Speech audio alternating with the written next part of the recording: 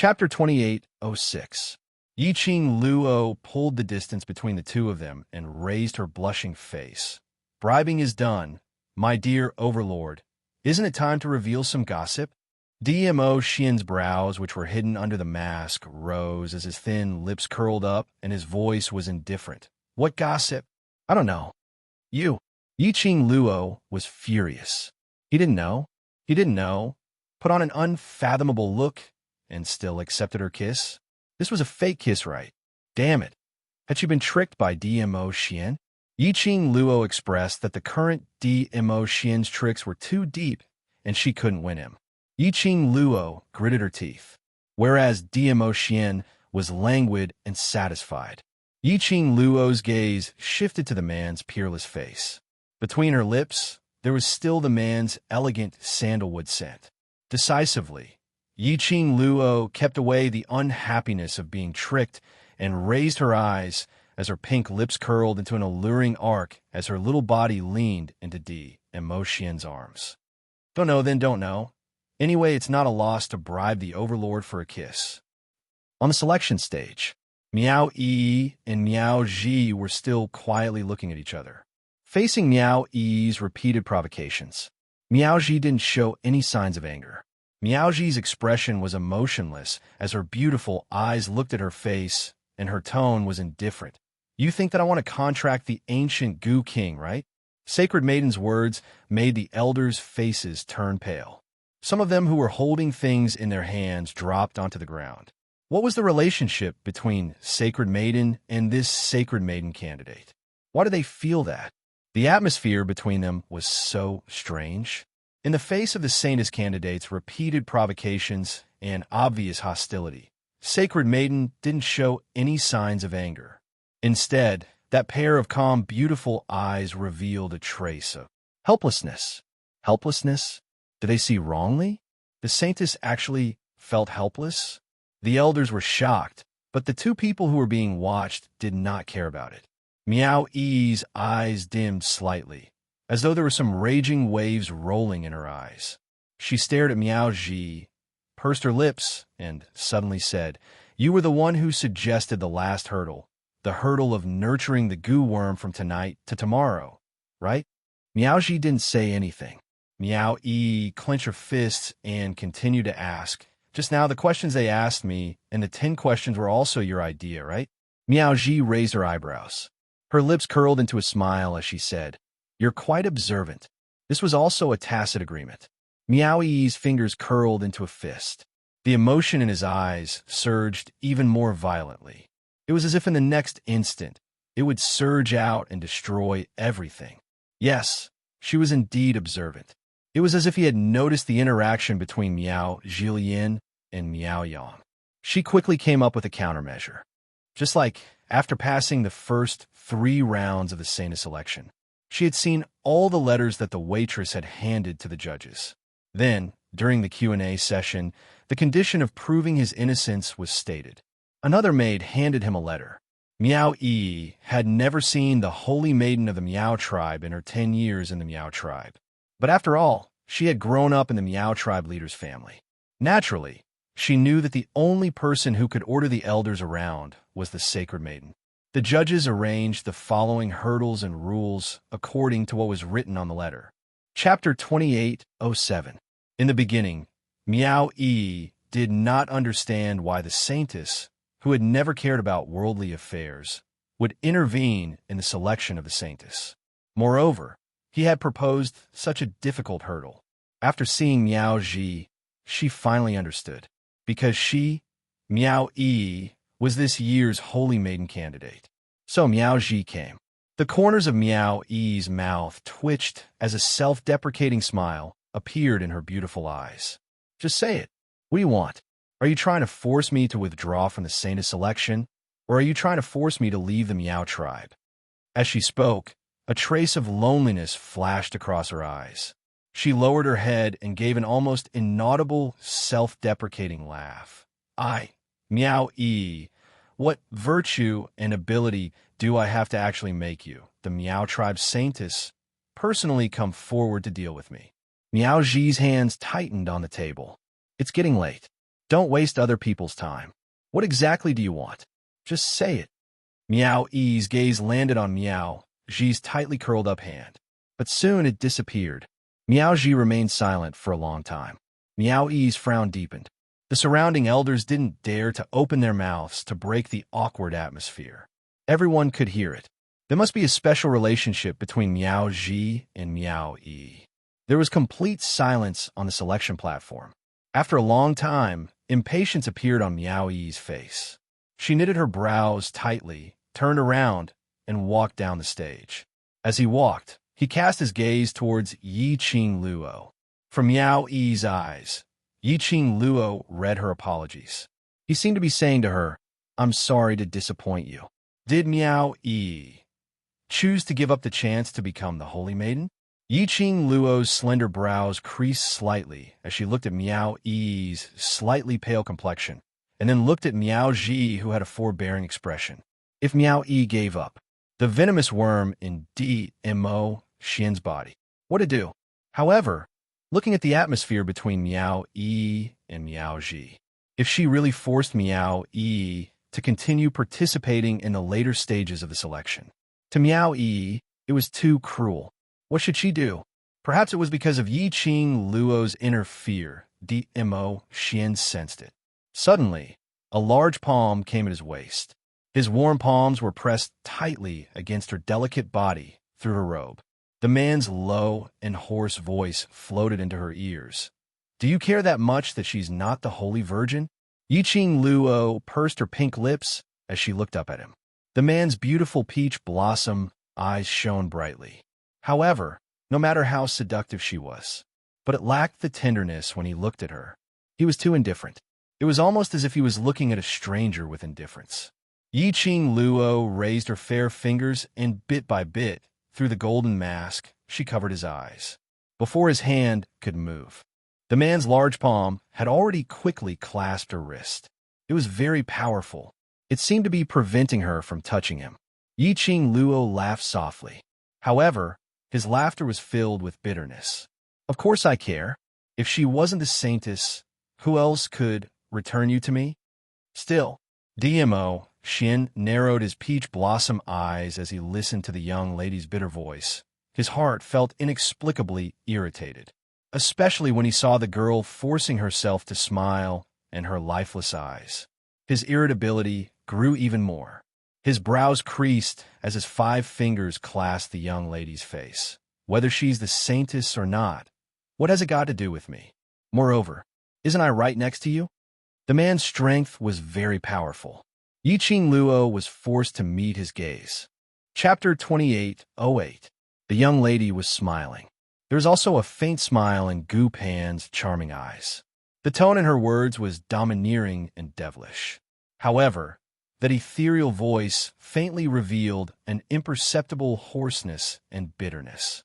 It made one's ears hurt, like thousands of fine needles, piercing fiercely into one's heart. It was the same for Dmo Xian. His heart seemed to contract fiercely. It was unbearably tight. The slender fingers which were holding the wine cup unconsciously tightened. The wine in the cup started to ripple. The surrounding lively people also quietened down. Their gazes were complicated as they looked at the two who were hugging each other. They looked so lovey-dovey, but Yin Xiao, Yi, and the others who had been following beside them, witnessing their feelings, how could they not tell? Between the two of them, there was no longer the deep feelings in the past. That's right. If Miao Yi wasn't the sacred maiden, what should they do with the 2 types of goo worms in the Overlord's body? The atmosphere suddenly became a little gloomy. So gloomy that Dmo Xian's heart was contracting and suffocating feeling became clearer. He frowned his brows under the mask. His thin lips pursed tightly. The hand which was holding the wine cup put down heavily, just as he was about to open his mouth. The young lady who was leaning in the man's arms suddenly raised her head. A pair of warm and soft hands cupped Dmo Xian's face before he could even react. Dmo Xian frowned, but didn't push the young lady's hand away. The young lady tilted her head. Her gorgeous face surfaced a tenacious and unyielding smile. "So, my dear Overlord, I will definitely let your eyes completely only see me. DMO, Xian swallowed the words which were at the tip of his tongue. His quiet gaze met with Yi Qing Luo's. Yi Qing Luo's hand sent his face and immediately crashed into his arms. It's all right if you're not willing to be the sacred maiden. No matter who the sacred maiden is, it's all right. At most, he would just use some tricks. When Miao Yi walked down the selection stage, her gaze was always on Yi Qing Luo. And naturally, she saw the interaction between Yi Qing Luo and DMO Xian. The environment she grew up in had given her keen senses. Miao Yi naturally saw through Yi Qing Luo's momentary loss of composure earlier. Her feet suddenly felt as if they were being pressed down by a 1,000-pound boulder. She could not move her feet. If she couldn't become the Holy Maiden, she wouldn't be able to enter the Holy Maiden Pavilion, and she wouldn't be able to get rid of the love goo and the heart separation goo for Dizun. Qing Luo had done so many things for her. He protected her in everything. He also used his actions to show that he would become her backer. But this was how he repaid Qing Luo. She didn't even care about Qing Luo's extravagant request. She gave up on the Saintess election. Qing Luo didn't stop her, nor did she blame her. He didn't force her to return to the selection stage. Instead, he respected her choice. She had never done anything for Qing Luo. This time, was he going to disappoint Qing Luo again? Miao Yi's feet could no longer move. The two hands hanging by the side of his body clenched and clenched. It was as if he had gone through countless internal struggles. In the end, Miao Yi closed her eyes, clenched her fists, and turned around resolutely. She once again walked towards the direction of the selection stage. Once again. Instantly, the public square was in an uproar. Numerous people were paying attention to Miao Yi's actions. At this moment, they didn't understand what Miao Yi was trying to do. Yi Qing Luo took one look and saw through Miao Yi's thoughts. Chapter 2809. Miao Yi turned her head back and saw Yi Qing Luo walking towards her. Her eyes were slightly red as her throat tightened. Qing Luo, I have no intention of forcing you to become the Saintess. Yi Qing Luo raised her hand and gently placed it on Miao Yi's shoulder, so you don't have to suffer yourself. Miao Yi's lips trembled and her voice was hoarse. The Overlord, no matter if you're the sacred maiden or not, I won't let anything happen to Xian. This isn't something you should consider. Yi Qing Luo interrupted her words. You becoming the sacred maiden is just a little more convenient. But Miao Yi's voice was getting hotter and hotter. Yi Qing Luo's lips curled into a smile as she patted her shoulder. No buts. I don't know what happened between you and the Miao tribe's holy maiden. If you don't want to be the holy maiden, if you don't want to have anything to do with her, then don't be the holy maiden. Miao Yi's long eyelashes fluttered. Faintly, it was mixed with traces of sparkling and translucent crystals. Yi Qing Luo smiled even more warmly as she raised her hand and rubbed her head. If you have nowhere to go, there's still my place. The World Mercenary Group needs a Miao Gu genius. Yi Qing Luo's voice wasn't soft at all. His words were clearly transmitted to the elders on the selection platform. The elders panicked. Miss Yi, this won't do. This is our Miao tribe's genius. You can't take it away. Yi Qing Luo's brows rose as she squinted at that elder with a smile, which didn't look like a smile. Now it's not me who wants to bring Yi away, but your Miao tribe cannot tolerate Yi. Her voice was calm and a little cold. It was hard to tell what she was feeling. The elder was rendered speechless, unable to retort at all. He anxiously looked at the elders beside him, then at Miao Ji. It had been a long time since a Miao Gu genius had appeared in their Miao tribe. It wasn't easy for a genius to be born. How could they bear to let her go? How could they bear to let her join a mercenary group with her talent? However, the Saintess refused to budge. They didn't know what to say to make Miao Yi stay. Let's go. Seeing that the elders had all quietened down, Yi Qing Luo gave a cold laugh as she grabbed Miao Yi's arm and walked towards the direction of the seating area.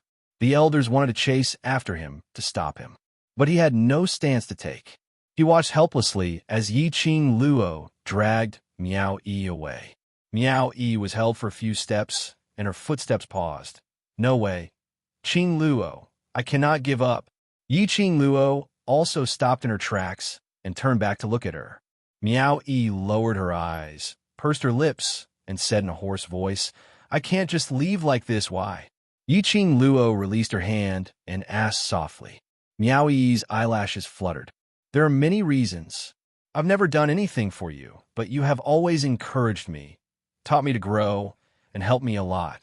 I can't ignore the poison in His Majesty's body. Who said you haven't done anything for me? Yi Qing Luo bent her finger and flicked it hard on Miao Yi's forehead. That time when Miao Rongrong father and daughter duo planted the goo on Xian, if it wasn't for your timely arrival, the first person Xian saw when he opened his eyes would absolutely not be me. She curled her lips, and her eyes shot towards the Mo Xian's direction. After that, he will become estranged from me, and because of the love goo, he will fall in love with another woman. Chapter 28:10. Yi Qing Luo looked at Miao Yi's unable to refute expression as she solemnly patted her shoulder. So the reason why Xian was still able to allow me to get close to him when he was poisoned by the centrifugal goo is all because of you. Miao Yi was speechless. What he said made so much sense that she almost believed him. The two of them lowered their voices and spoke very softly. No one could hear what they were saying. They could only see Yi Qing Luo patting Miao Yi's shoulder while saying something. Miao Yi's expression was very subtle, as though he was moved by Yi Qing Luo's words. The judging elder who was the closest thought that Miao Yi had agreed to join the World Mercenary Group and could no longer hold it in as he took a big step forward. No way. No way. Miss Miao, this Miao Gu genius, this elder will definitely not let her go. As he spoke, he reached out and grabbed Miao Yi's arm. His white beard fluttered in the wind. Miss Yi, no matter what, Miss Miao is a member of our Miao tribe. Even if she was not the Holy Maiden, she was the future leader of the Miao tribe. You can't take her away, you can't. With that, the judging elder pulled Miao Yi behind him. Miao Yi was still confused.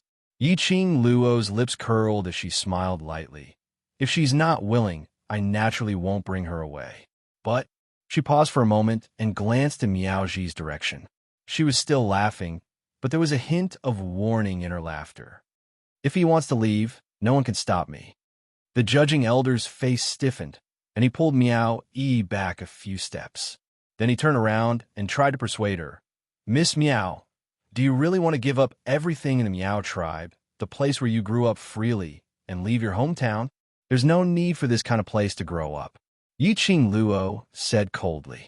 The judging elder was once again rendered speechless.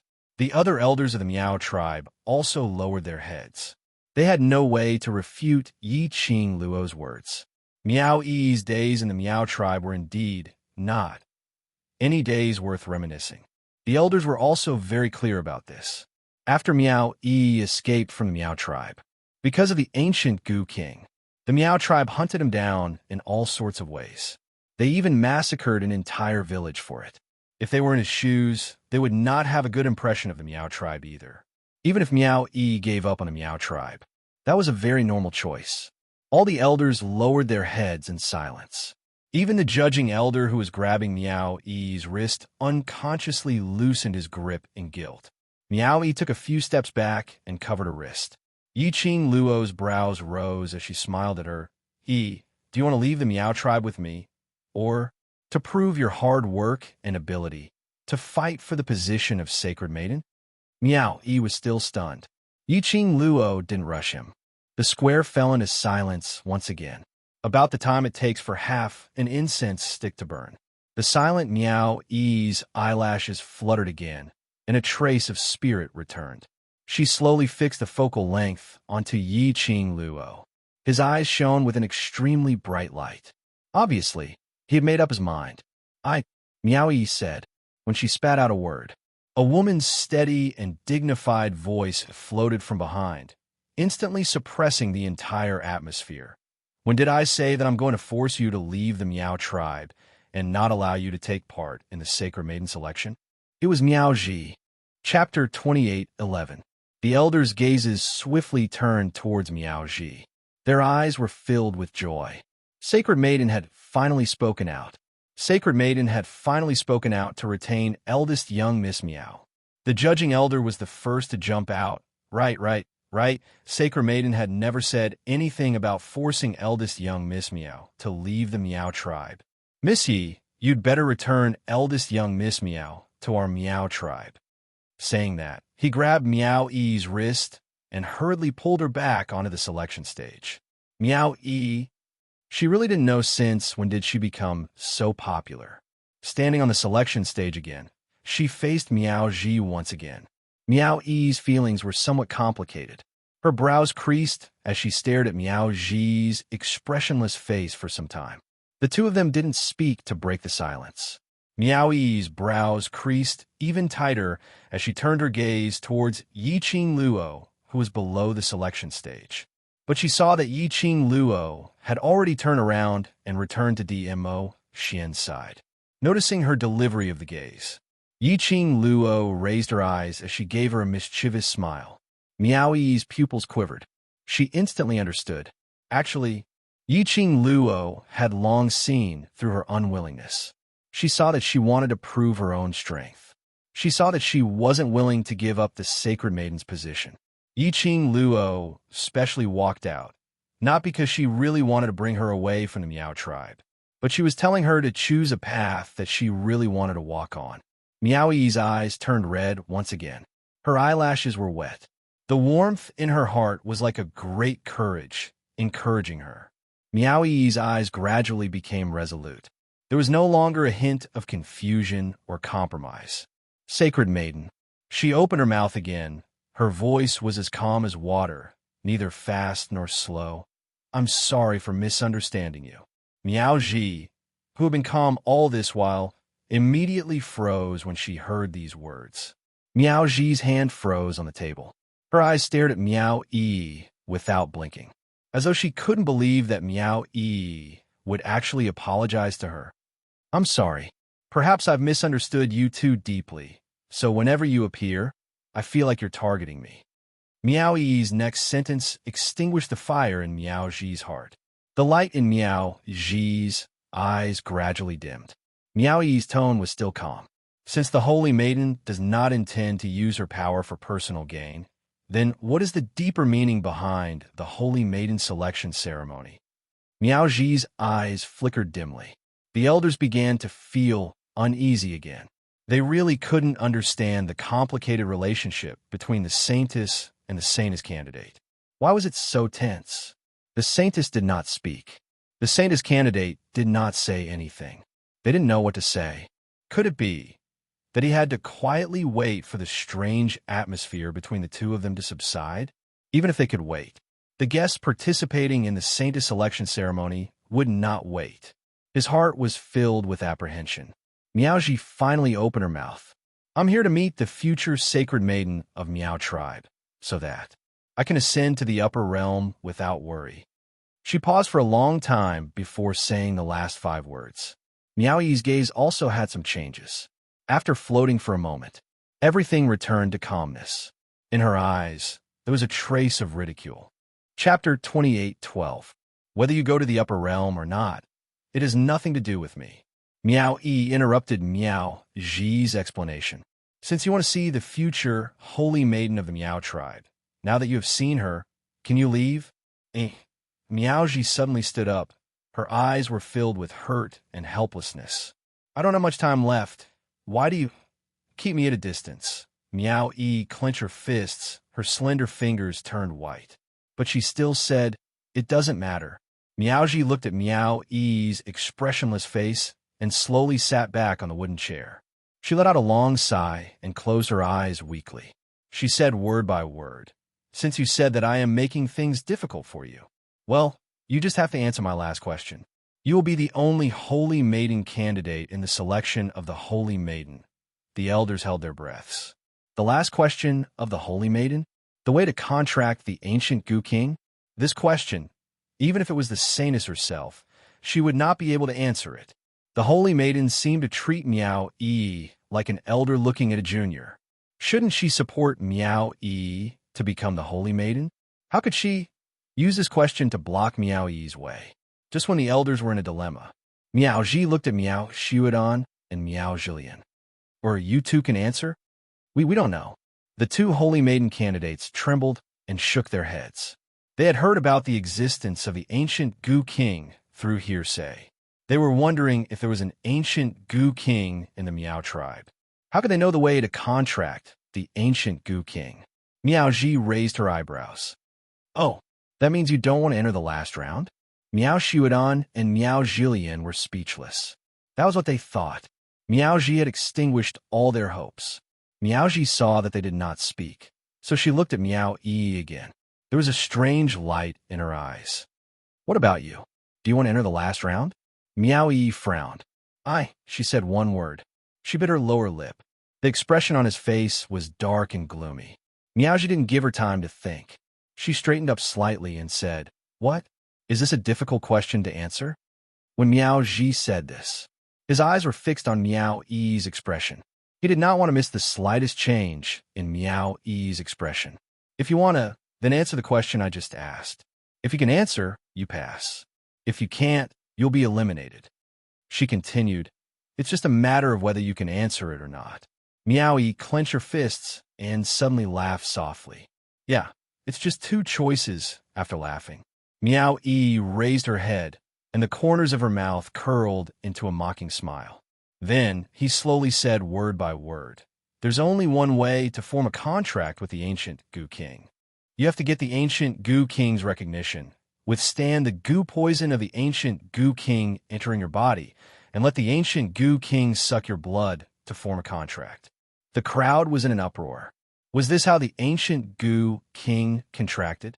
It sounded like the contract was very simple. Of course, the people of the Miao tribe knew it very well. If the contract method was used on ordinary Gu poison. Chapter 28:13.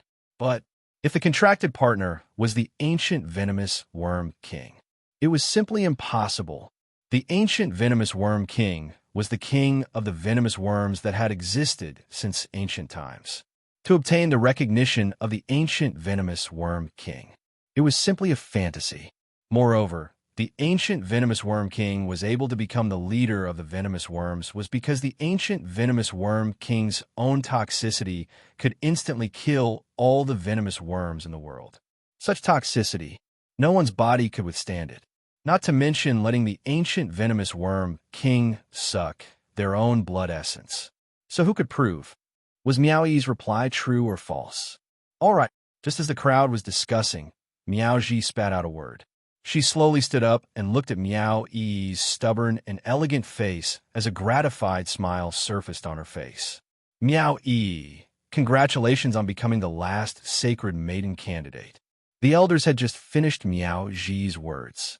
They clapped excitedly. The Miao tribesmen were in an uproar. Some are happy for Miao Yi. Some doubted Miao Yi. The entire public square became extremely lively at this moment. All sorts of discussions were incessant. Nestled in D.M.O. Xian's arms, Yiqing Luo, who was thinking of ways to take advantage of a man, squinted her eyes as she looked at everything in front of her. It could be said that it was within her expectations. Her feeling was right. This Miao tribe's sacred maiden indeed had complicated feelings towards Miao Yi. If she didn't guess wrongly, the relationship between these two was definitely not simple. Moreover, a long time ago, their relationship was absolutely very close. Miao Ji's appearance, as well as the question she raised. It looked as though she was making things difficult for Miao Yi. It looked as though she was forcing Miao Yi. It looked as though she was making things difficult for Miao Yi. But in actual fact, she was paving the way for Miao Yi. When Miao Yi escaped from the Miao tribe, she brought the ancient venomous worm king away. This matter was not a secret among the Miao tribe's upper echelons. If Miao Yi intentionally hid it, it would make those tribesmen feel that Miao Yi had ulterior motives towards the Miao tribe. He might as well bring this matter up in the open. Moreover, if the news of Miao Yi and the ancient venomous worm king's contract was spread, it would only strengthen Miao Yi's position in the Miao tribe. Miao tribe leader, Miao tribe holy maiden. These two positions were unshakable. Why? Aren't you excited to rush up the stage and drag your little sister away? DMO Shin looked down at the satisfied young lady in his arms. If it was a normal day, when they saw their own sisters being wronged or threatened, they would not be able to control themselves. Yiqing Luo had already rushed up and stood out bravely. At this moment, she was actually nestled in his arms obediently. That was strange. I'm not blind. Yiqing Luo rolled her eyes at him, and her little hand was on his firm abs as she pinched it fiercely. I can tell that Sacred Maiden is doing this for Yi's own good. As she spoke, she restlessly adjusted her position in his arms. Her hands exerted more force on his waist, moving up and down. The Sacred Maiden must be trying to stabilize Yi's position in the Miao tribe before she ascends to the upper realm. She intends to hand over everything in the Miao tribe to Yi alone. Oh! DMO Shin narrowed his peach blossom eyes as a dangerous emotion started to spread beneath his eyes. His palms suddenly flipped over as he fiercely clasped the soft little hand that was caressing around his waist. The young lady's soft skin felt warm and soft to the touch. His eyes started to darken. Chapter 28:14. I'm not interested in the Miao tribe's matter. The man's hoarse voice was melodious and filled with magnetism, seducing her tightly. You're so restless and trying to seduce me. Are you so impatient that you want me to sleep with you? His fingers were slightly calloused, and the touch on her face was extremely gentle. Yiqing Luo's face revealed a trace of satisfaction, like a cat's expression. The breath she breathed out was scorching hot and tempting. Her pink lips parted slightly as she laughed softly. Just a few touches, and the Overlord reacted? Is the Overlord craving for me too much, or is it too easy to react? Perhaps it was the man's fingertips that caressed her so comfortably. When the young lady spoke, there was a trace of satisfaction in her murmur. The ending sound rose up, extremely devilish, like a seductive little hook. Bit by bit, it hooked a certain part of her heart. DMO Shin's pupils suddenly contracted. Suddenly, a hand that was gently caressing her face pinched her chin. The man bent down and got closer to her, but he didn't kiss her, just that the close distance was filled with danger. His hoarse voice warned, Yiqing Luo, don't try to provoke me. DMO Shin's 5 fingers were a little strong, so strong that her chin felt a little painful. Yiqing Luo frowned as she endured the pain on her chin and forcefully pulled out an evil smile. Her charming eyes curved. Overlord, are you angry because I've hit the mark? DMO Shin's eyes were still flickering as he stared at Yiqing Luo's face without blinking. After some time, he loosened his 5 fingers. He also shifted his line of sight away.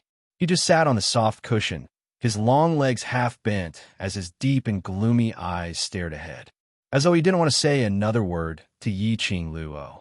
Such an attitude made Yiqing Luo's mood improve greatly. He didn't deny it. That proved that she had indeed hit the mark on his thoughts. Under the condition of being poisoned by the centrifugal worm, he could still have such a strong reaction towards her. It was enough to prove how important she was in DMO Shin's heart. Even if it was the centrifugal worm, it would absolutely not be able to separate their hearts. No matter what the Miao tribesmen thought, the Saintess had personally spoken. He personally confirmed that Miao Yi's answer was completely correct. The last candidate to become the Holy Maiden was Miao Yi. Tomorrow, he would go to the ancient Gu King's land to carry out the Gu King's recognition ceremony. Soon after, about the time it took to drink a cup of tea, today's selection ceremony was officially over. The crowd dispersed one after another. Miao Yi walked off the stage without looking back. The judging elder immediately caught up to her. Miss Miao, wait. The other elders also followed closely behind. Miao Yi was surrounded by a few elders. Perhaps it was because her mood had been affected, but there was not a hint of a smile on her face. Miss Miao, tomorrow is the recognition ceremony of the King of Venomous Worms. When will you? The 4th elder stammered, as if he was choosing his words carefully. The other elders also looked at Miao Yi with hopeful expressions. They all knew. Back then, Miao Yi had taken the ancient Gu King and escaped from the Miao tribe. Now, Miao Yi had returned to the Miao tribe. She had never explained anything about the ancient Goo King from the beginning to the end. The ancient Goo King was the lifeline of the Meow tribe. What did Meow Yi do when she brought the ancient Goo King away? Was the ancient Goo King still with Meow Yi? Chapter 28:15. A calm and dignified voice rang out. The white-robed elder who had been standing beside Meow Ji stroked his white beard and walked out. As soon as the old man spoke, the surrounding elders quietened down. All of them stood up straight. His brows were filled with respect. The white-robed elder smiled kindly and said, "The recognition ceremony of the ancient Goo King will be held tomorrow. Send the ancient Goo King back to the place of the king of venomous worms, and we'll talk about it after the ceremony. What do you think?" His tone was also very gentle. He did not force Meow Yi to hand over the ancient Goo King. Meow Yi looked up at the white-robed elder and chuckled. "Are you afraid that I won't return the ancient Goo King to the Meow tribe?" The white-robed elder, who was the great elder of the Meow tribe, smiled like a Mithril Buddha and said, "Yi, what are you talking about? You are the future leader of the Meow tribe and the only candidate for the saintess. Everything in the Meow tribe will be yours, including the ancient Goo King. If that's the case, you don't have to ask any more questions." Meow Yi did not give face to the great elder and rejected him directly. "The ancient Goo King is with me. I will invite him out tomorrow." After saying that, he pushed aside the elders surrounding him and walked down the selection stage. The few elders were stunned on the spot. The fourth elder looked displeased and said, "Isn't Miss Meow too arrogant? She seems to be hostile towards us." The fifth elder frowned and said worriedly, "If Miss Meow refuses to accept us, it will not be good for the future of the Meow tribe." The other elders looked at each other and lowered their heads in silence. "Give her some time, and she will believe in your loyalty to the Meow tribe." Meow Ji sighed as she watched Meow Yi leave. She stood up, and a hint of melancholy appeared on her gentle face. "Rest assured, Lady Holy Maiden, we will definitely assist young Miss Meow." Seeing the Holy Maiden speak, the elders immediately raised their hands and placed them on their shoulders in salute. Meow Ji smiled and said, "Yi is too stubborn. When I ascend to the upper realm in the future, I will have to ask you to take good care of Yi." Meow Ji's words were also indirectly telling the elders. Meow Yi indeed had a close relationship with her, and she, indeed, supported Meow Yi. The few elders hurriedly lowered their heads and responded in unison. Meow Ji thanked him and walked down the stage. Great Elder Meow immediately followed closely behind. Meow Ji stopped in her tracks and raised her hand to stop Great Elder Meow from following her. She said calmly, "This saintess still has matters to attend to." Great Elder Meow froze for a moment before stopping in his tracks. Meow Ji continued walking forward. The direction she was heading towards was not the way back. Instead, in the seats, the first row on the right, Meow Ji walked at a steady pace. He had barely taken a few steps when he was surrounded by a few people dressed in luxurious clothes. Standing at the very front was the pitiful Meow Jillian, who was crying like a pear blossom in the rain. The people behind him were Meow Jillian's parents and elders. "Saintess, please," Meow Jillian's sobbing voice sounded aggrieved. However, Meow Jillian did not have time to finish her words. Meow Ji glanced at her indifferently. Her gaze was very indifferent. It was just a glance, but Meow Jillian's tears welled up in her eyes and could not fall.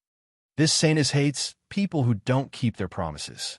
Since you agreed to the bet, then bear the consequences yourself." Chapter 28:16. Meow Jillian's face was ashen as she laid limply on the ground. She covered her face as tears gushed out. She heard her mother's grumbling voice. "I told you, Sacred Maiden and that slut's relationship is not ordinary. So what's the use of begging, Sacred Maiden? Our family's face has been thrown away by you. Cry, cry, cry. You only know how to cry. What's the use of raising you up and nurturing you so painstakingly? You don't have any foresight at all."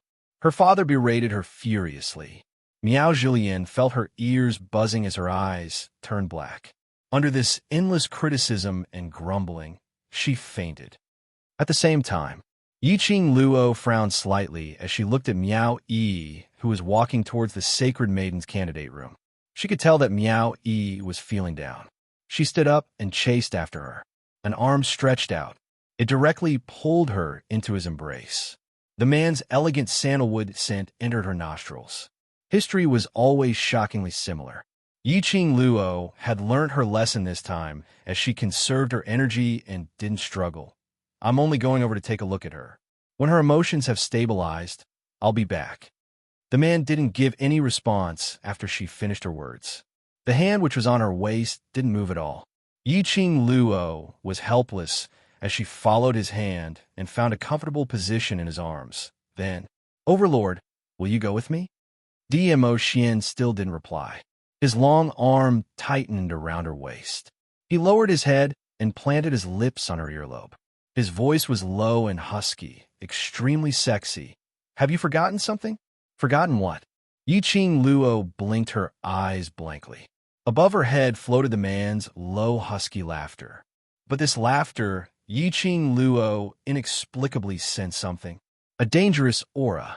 Yiqing Luo's petite body trembled as she instinctively sensed danger and wanted to push the man away. But at the next moment, the man directly opened his mouth and bit her earlobe. Yiqing Luo moaned as her little hand gripped the man's robe tightly. You, what are you doing? Yiqing Luo's face was instantly dyed red. She really wanted to break free from the man's restraint. This restraint seemed to have a bad taste as it tempted her, especially when a man bit her earlobe.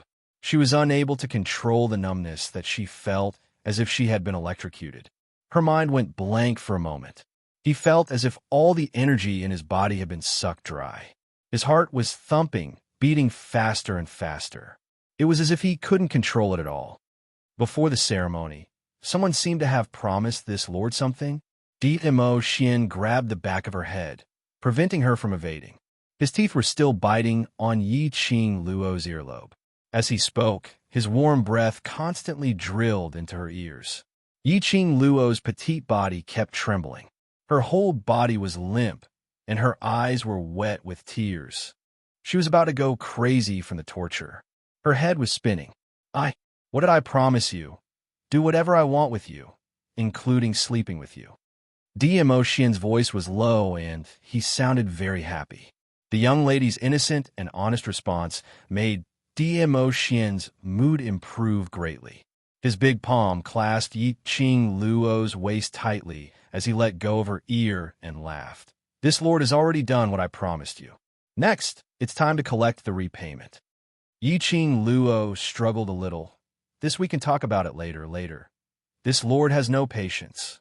DMO Xian rejected decisively. Chapter 28:17. No. DMO Xian still rejected. Yiqing Luo. Damn it. Could they still have a pleasant conversation?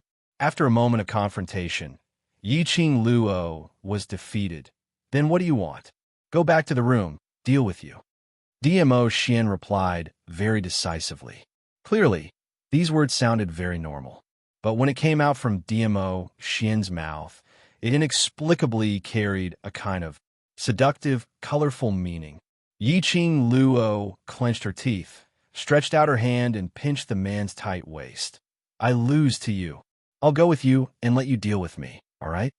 Saying that, she twisted her little body and turned her head to the side in a muffled voice, expressing that she was extremely angry now. While she was angry, Yiqing Luo didn't forget to let Chi out. Then she gave Chi the instruction to accompany Miao Yi. Chi was such a small ball and looked adorable. It should make Miao Yi feel better. DMO Xian squinted his peach blossom eyes, looking at Chi's lightning-fast figure. His voice was deep. I can't tell that this lord's woman is not a simple person. Yiqing Luo gloomily shook her head and snorted. It's good that you know so. Overlord, what you need to do is to hug my thigh and listen to me obediently. The young lady's voice was sullen and tsundere, which made DMO Xian's gaze became gentler. He laughed hoarsely. His rosy lips were even more gorgeous. This suggestion is not bad, but let this lord try first to see if this thigh of yours is good enough. While speaking, He had already grabbed the young lady's waist and carried her in his arms. There are too many people watching the show. He loved to tease the young lady in his arms, and he didn't have the bad taste of letting others watch the show. Especially, he didn't want anyone to see the shy young lady. Dmo Xian carried Yi Qing Luo and stood up. An anxious voice was heard from behind. "Overlord, please hold on." It was accompanied by urgent footsteps. Dmo Xian pretended not to hear it as he walked forward. Yi Qing Luo could tell that it was Miao Zhi's voice. Thinking of Miao Yi, she tugged Dmo Xian's collar. "It's sacred, maiden. Put me down." Dmo Xian pursed his lips, apparently displeased. However, he still stopped in his tracks. Miao Zhi happened to catch up with him. She took a look at the young lady in Dmo Xian's arms and hung her head down awkwardly. "Missy, I have something to tell you. Do you have the time?" "Yes." "No." Two voices spoke at the same time. Yi Qing Luo glared at him furiously. "Dmo Xian, stop fooling around. If the Holy Maiden is looking for me, she must have something important to do. Don't tell me this Lord's matter is not important." Dmo Xian sneered. Miao Zhi felt even more embarrassed, looking at the way the Overlord was hugging Yi Qing Luo. He was looking at the atmosphere between the two of them. Miao Zhi more or less understood that she had disturbed the Overlord's good time. However, she didn't have any extra time to wait for the next chance to talk to Yi Qing Luo. He thought of the way Miao Yi looked at him. Miao Zhi took a deep breath and spoke again. "Miss Yi, I'll only take up a little bit of your time. If the Overlord is worried, you can come along too." Dmo Xian's eyes darkened as his thin lips moved slightly, just as he was about to open his mouth. The young lady's eyes were sharp, and her soft little hand directly covered Dmo Xian's mouth. The young lady's other hand encircled the man's neck as she leaned close to the man's ear. Chapter 28:18. Hearing the young lady's serious tone, Dmo Xian's brows rose slightly, especially after hearing the young lady's serious words. Unknowingly, a smile appeared in his eyes. Yi Qing Luo leaned close to his ear and couldn't see his expression, but Miao Zhi could see it clearly. She couldn't help but sigh in her heart. The Overlord was like a madman, pampering a young lady named Yi Qing Luo and pampering her dearly. From the looks of it now, it was indeed true. Everyone could see that. The relationship between the two of them was really good, without any fake feelings. When Yi Qing Luo moved her little head away, she raised her head and looked at Dmo Xian solemnly. The man had already adjusted the emotions in his eyes. He looked noble and indifferent, like an ascetic young master. Dmo Xian pursed his thin lips as he raised his slender fingers and flicked fiercely on Yi Qing Luo's forehead. His voice was deep as he said slowly, "All right, Yi Qing Luo." Such a straightforward reply.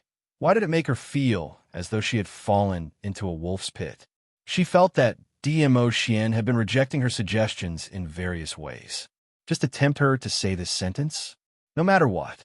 After hearing Dmo Xian finally nodding his head in agreement, Miao Zhi couldn't wait any longer as she invited the both of them to Sacred Maiden's courtyard. Sacred Maiden's status in the Miao tribe was extremely high. Because of that, the place where she stayed was the best location in the entire Miao tribe, and she had her own courtyard, far away from the other tribesmen. Outside the Sacred Maiden's courtyard was a huge nursery. The things planted in the nursery made Yi Qing Luo curious. Those seedlings weren't the usual emerald green, but a kind of almost blood red. It looked extremely horrifying. Miao Zhi took a look at the nursery as her lips curled. These are the food for the goo worms, used to nurture adult goo worms. The three of them walked past the nursery and entered the courtyard. It was another huge, lush garden like a forest. There was only one small path for people to pass through. On both sides of the small path, there were white hemp ropes which formed into a large net, blocking everything tightly. Through the web-like hemp rope, Yi Qing Luo could see that the lush garden was densely packed with thousands of worms, crawling and squirming. "Be careful. Don't touch the insect webs on both sides," Miao Zhi reminded them gently, without any airs of a saintess. "I'm sorry for making you come to such a dangerous place. It's just that I don't want a fourth person to know what I want to tell you." It's all right. Yiqing Luo's gaze swept past those wriggling various goo worms. It's not bad to come here to broaden my horizons. As Yiqing Luo was speaking, her eyes had been studying the worm web, on how it prevented those goo worms from crawling out. He did not pay attention to his feet for a moment. He stepped on a branch that had spread out from the worm web. Yiqing Luo staggered as she fell forward, no matter how fast her reaction was. Unfortunately, this small path was too narrow. She didn't have anything to hold on to, and she was even more worried that she would pull down the surrounding insect webs. He thought that he would fall to the ground. However, in the next instant, Yiqing Luo felt a tightness around her waist. Immediately, the scent of a man's sandalwood scent wafted over. She crashed into Dmo Xian's chest. The two of them stabilized their footsteps. Yiqing Luo heaved a sigh of relief as she raised her head and was just about to express her thanks. Chapter 28:19. Yiqing Luo's heart tightened as she speedily withdrew from Dmo Xian's embrace. Xian, what's wrong with you? Why do you feel uncomfortable? Dmo Xian did not answer. He leaned against the insect web behind him, his body stiff and motionless. Are you guys okay? Miaoji quickly turned around and walked over. When she saw Dmo Xian's back leaning against the insect web, she stretched out her hand, wanting to support him. These insect webs are made from medicinal herbs, which are the nemesis of goo worms. They are very sturdy and won't be damaged by collisions. It doesn't matter even if someone touches these insect webs, as it won't cause any harm to the body. But Miaoji's hand had yet to touch Dmo Xian. Dmo Xian had already braced his body and dodged to the side. He dodged. Dmo Xian's tall and sturdy body staggered and swayed. If it wasn't for Yiqing Luo's quick reflexes to support him, he would probably be unable to stand steadily.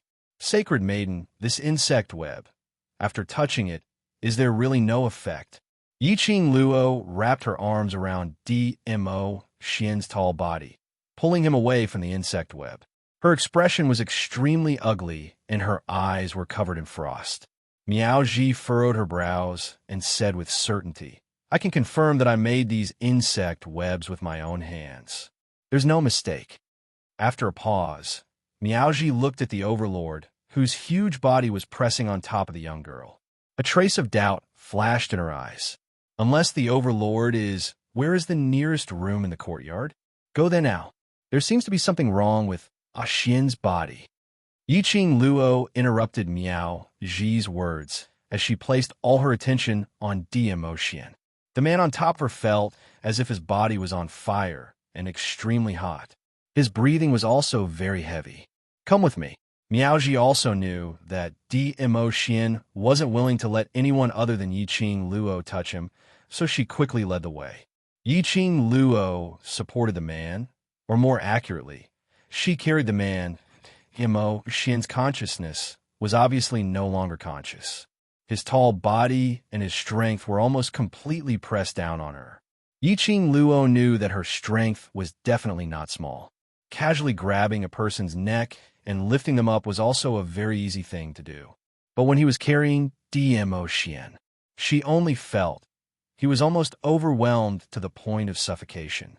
She carried the man and followed Miaoji for about the time it took for half an incense stick to burn.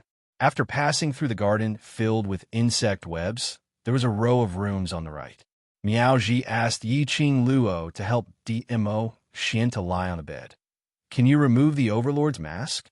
Yiqing Luo's fingers tightened as she bent down and removed the mask from Dmo Xian's face. That peerless face was reflected in her eyes. However, this usually expressionless face was now filled with emotions. At this moment, his face was as pale as paper. His brows were tightly knitted together as if he was in great pain. Looking at the man's tightly knitted brows, Yiqing Luo's heart thumped.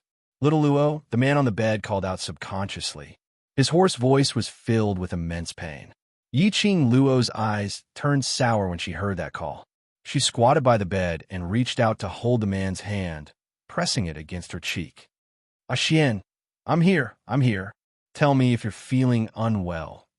Yiqing Luo had yet to finish her words of consolation. Suddenly, her shoulder was pressed down by a palm.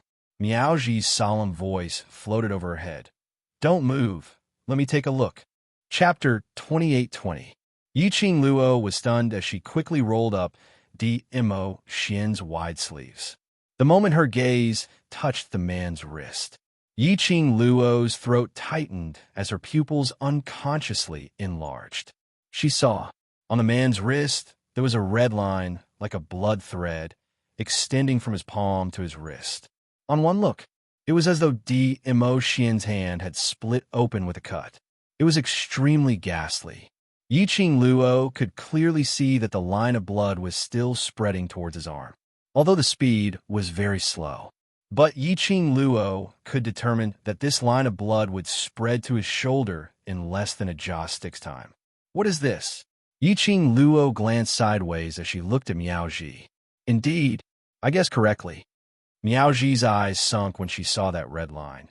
There are goo worms in Dmo Xian's body, and it's an extremely insidious poison, right? It wasn't a big deal for a normal person to touch the worm web, but Dmo Xian had the love and centrifugal worm in his body. At the moment when he touched the worm web, the medicinal effect of the goo worm's nemesis flowed through the skin and into Dmo Xian's body. The love and centrifugal worm would be stimulated by this medicinal effect at the same time. Hearing Miao Ji's explanation, Yiqing Luo's heart tightened. Then is there any way to alleviate it? I'll light a stalk of tranquilizer to temporarily let the goo worms in Dmo Xian's body settle down first. Miao Ji took out an incense burner from the side and placed it by the bedside. Yiqing Luo took a look. That was a square-shaped incense block, and the smell was very strange. She took a look at Miao Ji. Although she was sure that Miao Ji cared about Miao Yi a lot, and would not have any ill intentions towards her and Dmo Xian. But after all, regarding the art of goo worms, it was something she wasn't good at, so she couldn't fully trust it. Yiqing Luo asked Old Man Song in her consciousness. "You lass, you're really reckless." Knowing that Dmo Xian's body was implanted with love and centrifugal worm, you still let him come to this place full of goo worms. After Old Man Song was awakened by Yiqing Luo, he sensed the surrounding atmosphere and couldn't help but mumbled a few words. Old Man Song's consciousness swept towards the direction of the goo worm incense. That is an ordinary incense. It can be used to suppress the goo worms in Dmo Xian's body. He watched as Miao Ji lit the incense and placed it beside the bed. Yiqing Luo was just about to ask about Dmo Xian's situation. Miao Ji's gaze was fixed on her. "There's a soul searching for Ngongxiang. It's you? Whose soul do you carry with you?" As soon as she said that, she quickly retracted her gaze and realized something. She smiled apologetically and said, "Sorry, I shouldn't have asked that." She lowered her eyes, and her face was as gentle as water. "You and I have just met, and the person who has been poisoned is a venerable sovereign. It's reasonable for you to be wary of me." Yiqing Luo squinted her eyes as she silently tried to guess the meaning behind Miao Ji's words. Why could Miao Ji sense Old Man Song's existence? Goo worms don't necessarily have to be used to control people. There are also goo worms that specialize in controlling souls. There's a soul goo here that can sense my presence. Old Man Song was also shocked. The saintess of the Miao Goo clan is indeed an existence that can ascend to the upper realm. She even knows how to nurture things like soul goo. Yiqing Luo pursed her pink lips as her eyes fixed on Miao Ji. Chapter 28:21. I know, you want to talk to me about Yi. Yiqing Luo retracted her gaze from Miao Ji and looked back at the man lying on the bed as her voice was very soft. Your relationship with Yi, if I didn't guess wrongly, even if you're not mother and daughter, but you were once as close as mother and daughter. As Yiqing Luo said that, she stretched out her hand again and held Dmo Xian's scorching hot palm. After the incense was ignited, Dmo Xian's tightly knitted brows eased slightly. Only, the man's temperature was unable to cool down for a long time. She hoped that Dmo Xian could feel that she was by his side. Using her willpower to withstand the stimulation of the love and centrifugal worm. Am I very obvious? Miaoji gave a bitter smile behind her. Yi's attitude towards me is so cold. How can you still tell our relationship? Yiqing Luo didn't look at her as her voice was slightly gloomy. The onlooker sees the game more clearly. I can tell that he isn't cold towards you, but she can't accept you appearing as the sacred lady. Miaoji was stunned, as though her thoughts were exposed as she lowered her eyelids. After some time, she sighed softly as a sliver of melancholy and uneasiness flashed at her eyes. Miss Yi, putting aside the sacred lady's identity, can I ask you for a favor as a senior? Yiqing Luo looked at her sideways. Miaoji's lips moved. Yi trusts you very much, I hope. You can help me to restore the relationship between me and Yi. I don't want to leave Nirvana realm with any regrets. Seeing Miao Yi return to the Miao tribe and shed away the immaturity and naivety from before, she had become able to take charge. Miaoji's heart was gratified and excited, but also melancholy and helpless. Melancholy. She had never participated in Miao Yi's changes, but she was unable to participate in Miao Yi's changes. Restore the relationship. Yiqing Luo found it funny as she raised her brows. He obviously doesn't hold any hope towards you. Since you're about to leave Nirvana realm, why do you need to give her unnecessary hope before you leave and increase her sadness? I know, I let her down in the past, but I'm Yi's only family in this world. I don't want her to feel that she has no one to worry about in this world other than the two of you. Miaoji's eyes were complicated. Moreover, Yi has become the Miao tribe's holy maiden. 50 years later, she will be able to ascend to the upper realm. I will be waiting for her there. Yiqing Luo pursed her pink lips and didn't reply immediately. Miaoji's feelings for Miao Yi did not seem fake. Moreover, Miaoji was right. Except for the dying Miao Yixiong, Miaoji was Miao Yi's only family. Miao Yi indeed had a deep grudge against Miaoji. However, if he really didn't care about Miaoji, why would he pay attention to her attitude? Pay attention to Miaoji's emotions. Furthermore, because of Miaoji, he even attempted to give up on the saintess selection. If he really didn't care, that way, his emotions wouldn't be affected. If you can help me and calm me down so that we can meet and talk about the venomous insect poison in Dizun's body, I can help. Miaoji saw that Yiqing Luo wasn't speaking for a long time, and her hands were tightly clasped together, as her voice sounded a little bitter. Apparently, she didn't want to use this kind of transaction method to beg Yiqing Luo for help. But she had no other choice. Chapter 28-22. Are you sure you can cure Xian? Yiqing Luo followed Miao Ji's words and continued, not only to give Miao Ji a way out. Most importantly, DMO Xian's poison could be cured as soon as possible. When Miao Yi became the Sacred Maiden, she would go to the Sacred Maiden Pavilion to find the cure. It would take too long. Moreover, Long Yinzhan was still waiting for her to bring Miao Yi back to suppress the poison in his body. If Miao Ji could cure DMO Xian in advance, time would be much more relaxed. But facing Yiqing Luo's hopeful gaze, Miaoji's face revealed an obvious guilty expression. I'm sorry, Cure. I can't do it. Yiqing Luo's heart, which had been lifted up, felt as though it was being strangled by something fiercely as her throat tightened. Can't do it? Miaoji's sacred maiden said she couldn't cure Xian, meaning the poison in Xian's body. Even the sacred maiden couldn't cure it? No, don't misunderstand. Seeing Yiqing Luo's exquisite face turning pale in an instant as her eyes widened in shock and her lifeless look, Miaoji immediately opened her mouth to explain. What I mean is not that the Overlord's poison can't be cured, but I can't personally cure the Overlord's poison. This time round, Miaoji was too embarrassed to interrupt her as she spoke swiftly. I don't know what the poison in the Overlord body is, nor do I know what method was used to implant it into the Overlord's body.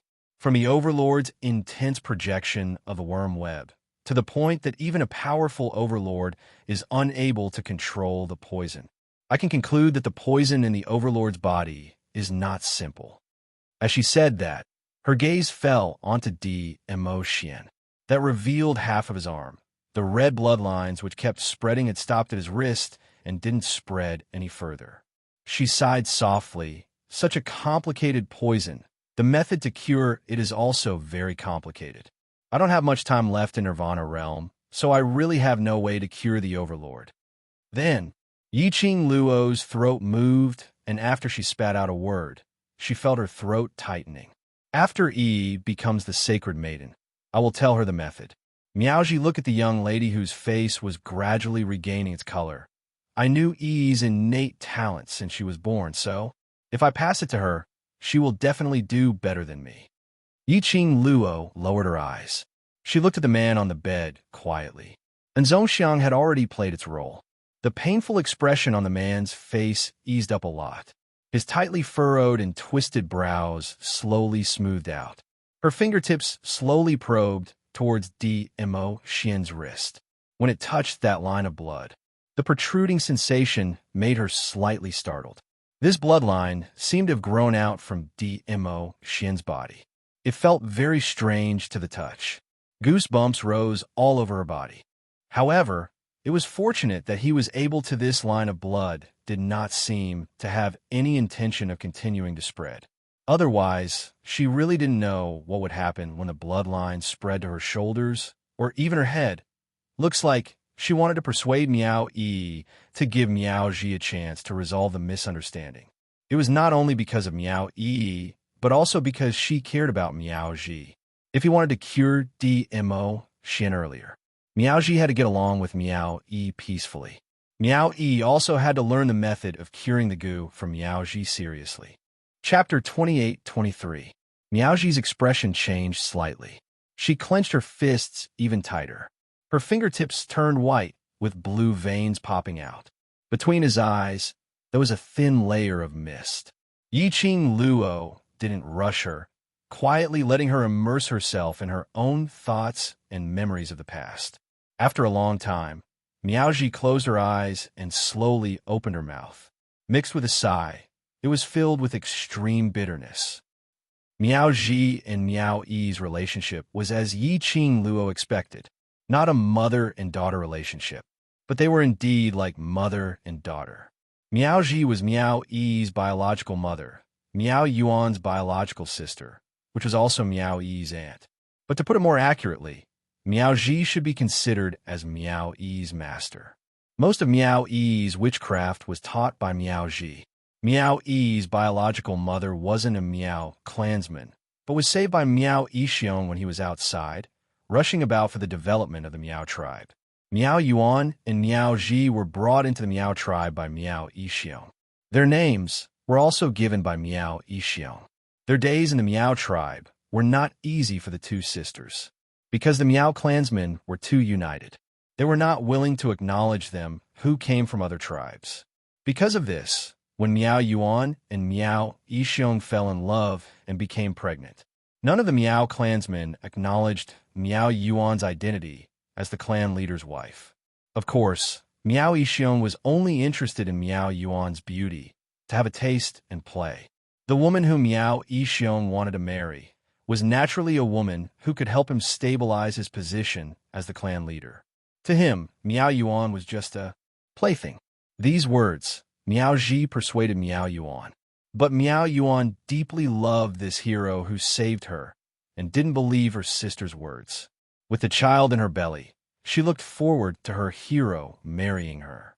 But what Miao Yuan waited for was not Miao Yixiong's sedan chair, but Miao Yixiong's chosen wife, with the same big belly, came to the door with her head held high. She claimed that she was under Miao Yixiong's order to abort the bastard in Miao Yuan's belly.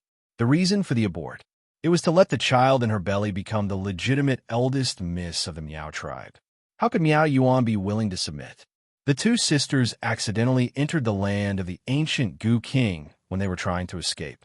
Coincidentally, the ancient Gu King was molting and accepting a new life. He heard that Miao Yuan and Miao Ji had entered the land of the ancient Gu King. Miao Yixiong and the elders hurried over. Miao Yuan was so nervous that his stomach bumped into King of Venomous Worm's half-molted shell. The sharp shell cut through the skin on Miao Yuan's stomach. A drop of blood entered Goo King's body through the half-molted shell. Great Elder Meow saw this scene unfold before his eyes.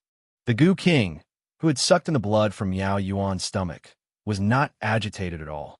Moreover, Meow Yuan was not corroded by the poison of the Goo King. Great Elder Meow immediately decided that the child in Meow Yuan's womb was recognized by the ancient Goo King and was the only direct descendant of the Meow tribe. Madame Meow's face instantly turned pale. Madame Meow was also very powerful in the Meow tribe. However, no one dared to act rashly against a child recognized by the ancient Goo King. In the end, he could only hide Meow Yi's identity after Meow Yuan gave birth to her, until Madame Meow's child, Meow Rong Rong, was born. Meow Yi gradually appeared in the eyes of the Meow tribe. In fact, Meow Yi was born 2 months earlier than Meow Rong Rong. However, for Meow Rong Rong's legitimate misidentity. Chapter 28-24. However, Meow Yi gave up her identity. She did not get the reward she deserved. No one in the Meow tribe was willing to accept a second miss who was half a foreigner. No one acknowledged Meow Yi's identity. No one gave Meow Yi the respect she deserved as a second Mississippi. In addition, Madame Meow hated the Meow sisters and Meow Yi. Because Meow Yi was the child protected by the Goo King, Madame Meow did not dare to go too far. But in the dark, he had set up many obstacles for the sisters and their children. He had even thought of a vicious plan to kill Meow Yuan and her sister. She could not touch Meow Yi. She could at least touch the sisters, right? As long as the 2 sisters were killed. A child that had just been born would not live for long. With this thought in mind, Madame Meow's attacks became more and more vicious. Most importantly, after Meow Yixiong knew what Madame Meow had done, he did not stop her at all. This also showed his attitude to the Meow tribesmen even more clearly. Not only Madame Meow's henchmen would come looking for trouble, even the other Meow tribesmen who could not stand the sight of outsiders would humiliate them several times. Fortunately, Meowji was smart and knew to attract the elders again and again, blocking several attempts to kill her. After repeated setbacks, Meow Yi almost died in Madame Meow's hands several times. Meow Yuan gradually grew up. Meow Yuan was really silly when it came to love. But as a mother, from a mother's point of view, love and whatnot were all fleeting clouds. Just like that, under the protection of the Meow sisters, Meow Yi lived to the age of 5. Meow Ji had a deep understanding of the Meow tribe's reality and their terrible faces in the past few years. They wanted to leave the Meow tribe. But those who entered the Meow tribe, without the permission of the tribe leader and the elders, could not even take a step out. If they did not leave the Meow tribe, they had to establish a foothold in the Meow tribe. They could not make the Meow tribe recognize their bloodline. Then they could only start with the Goo tribe. Back then, they were forced by Madame Meow to hide in the ancient Goo King's land. Meow Ji kept an eye out. When Meow Yuan's belly was cut by the Goo King's shell, she stepped forward to support him, leaving behind a drop of her own blood. From then on, Meow Ji could clearly feel that she was very sensitive to the aura of goo worms. Even after Madame Meow tried to poison them several times, she could also restrain those goo worms and take them for her own use. At first, Meow Ji was not interested in the Meow tribe's goo. After discovering these changes, she was only wary of Madame Meow's henchmen and had no intention of learning from Meow Goo.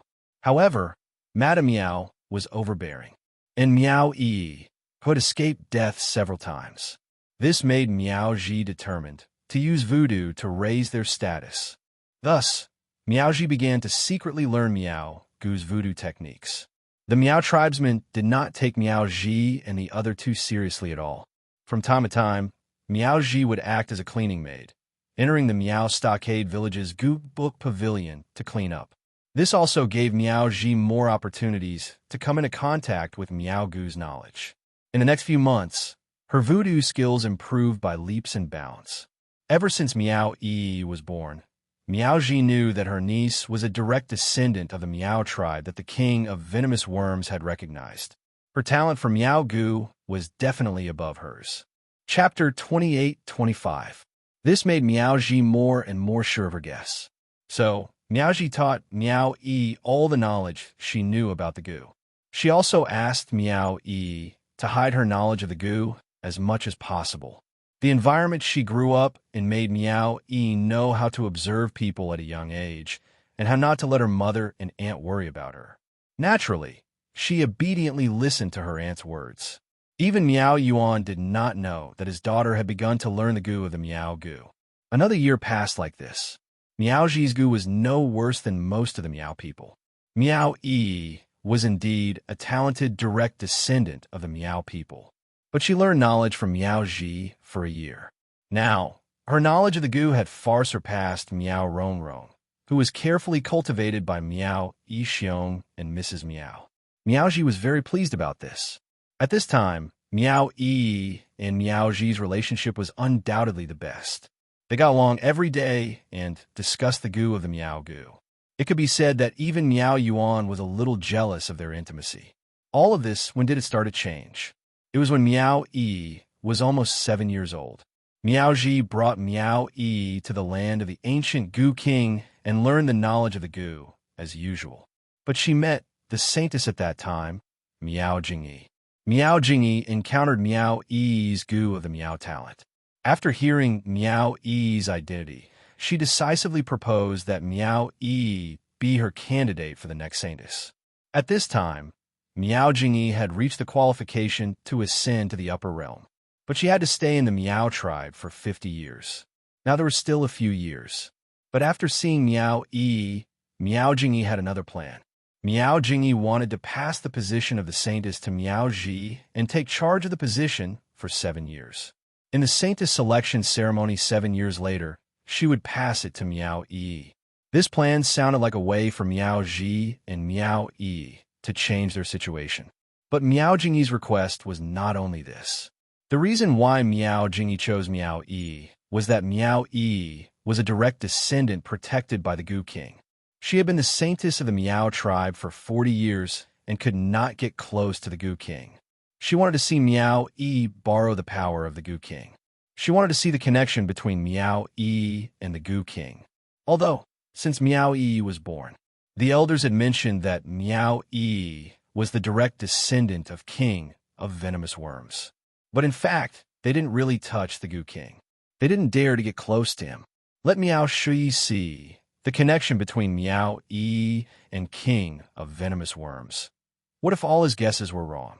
Miao Yi had come into contact with the King of Venomous Worms and was corroded by its poison. What should she do then? Miao Ji did not dare to take this risk. Miao Yi was everything to her and Miao Yuan. She couldn't risk Miao Yi for the sake of her future status. However, Miao Shui was eager to ascend. Miao Ji did not reply. Thus, he took the initiative to look for Miao Yuan. Only then did Miao Yuan realize that his sister and daughter had actually secretly put in so much effort for this family. After hearing the conditions for Miao Yi to contact the Goo King, Miao Yuan refused without hesitation. Miao Shui didn't insist. She just said, "Which expert doesn't walk on the edge of danger? If a talented Miao Goo genius like Yi is buried because of you, are you sure she won't blame you when she grows up?" You wouldn't blame them? Chapter 28-26. That was right. If Miao Yi grew up and found out that he had rejected her chance to become strong, would he blame her? She didn't know. Unable to answer this question, Miao Ji was also unable to make a decision. The 7-year-old Miao Yi, who had been sensitive since she was a child, sensed the atmosphere. Miao Shui's visit to Miao Yuan and Miao Ji had aroused Madame Miao's vigilance. Once again, he was ruthless. In order to protect Miao Yi, Miao Yuan was seriously injured. Only then did Miao Yi know that Miao Shui asked her to prove that she was related to Goo King. She looked at her mother, who was lying on the bed with a pale face but was always thinking about her. Miao Yi chose to agree with Miao Shui's proposal. She was still young. But after all, the environment she grew up in made her very clear in the Miao tribe. If he wanted to stand firm, if he wanted to gain the recognition of the Miao tribe, if he wanted to protect his mother and aunt, if he wanted to avenge his mother, she had to stand at the highest position in the Miao tribe, the holy maiden of the Miao tribe. She wanted to become the saintess of the Meow tribe. Madame Meow must pay the price. She wanted to make that so-called father and sister regret treating the three of them with such an attitude. She wanted to protect her mother and aunt. While Miao Yuan was not paying attention, Miao Yi went to look for Miao Shui. Miao Shui had been waiting for Miao Yuan and Miao Ji's answer. However, Miao Yi came alone to reply. He valued Miao Yi more and more.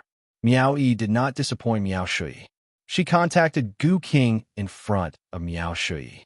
Moreover, it did not cause the king of venomous worms to counterattack. When Miao Ji arrived at the land of the Gu King, what he saw was Miao Yi putting her hand on the giant king of venomous worms. The hearts of the people of the Hmong village almost stopped beating. Miao Ji rushed over to stop him. However, Miao Shui stopped her. She heard Miao Shui muttering to herself. As expected, it's her, the destined holy maiden Miao Gu. Miao Ji did not understand what he meant. She only knew that when she came to her senses, Miao Shui had already held Miao Yi's hand and walked in front of her. Miao Shui's eyes were filled with smiles. This child is the next Holy Virgin.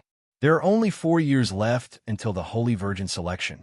In these 4 years, I'll have to trouble you to help her grow up to the point where she has the qualifications to become the Holy Daughter. In a daze, Miao Ji brought Miao Yi back. Then, he was secretly summoned by Miao Shui. On the same day, Miao Shui gave her saintess position as well as the goo worms that she had nurtured for decades to Miao Ji. He even told Miao Ji Miao Yi would become the master of Gu King. However, with Miao Yi's current mental strength, she could not control the Gu King for her own use.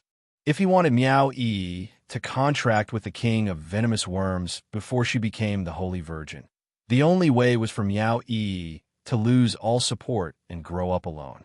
That was to say, Miao Ji, who had become the Holy Maiden, could no longer take care of Miao Yi as the Holy Maiden, and Miao Yuan could no longer protect Miao Yi. Everything let Miao Yi grow on her own. He could increase his mentality and form a contract with the ancient Gu King. Miao Ji hesitated. Miao Yuan, who was seriously injured in bed, made the decision for her. Miao Yuan knew very well that he could not survive this serious injury. Miao Yi had such a chance now, as long as she became the holy maiden of the Miao tribe in the future.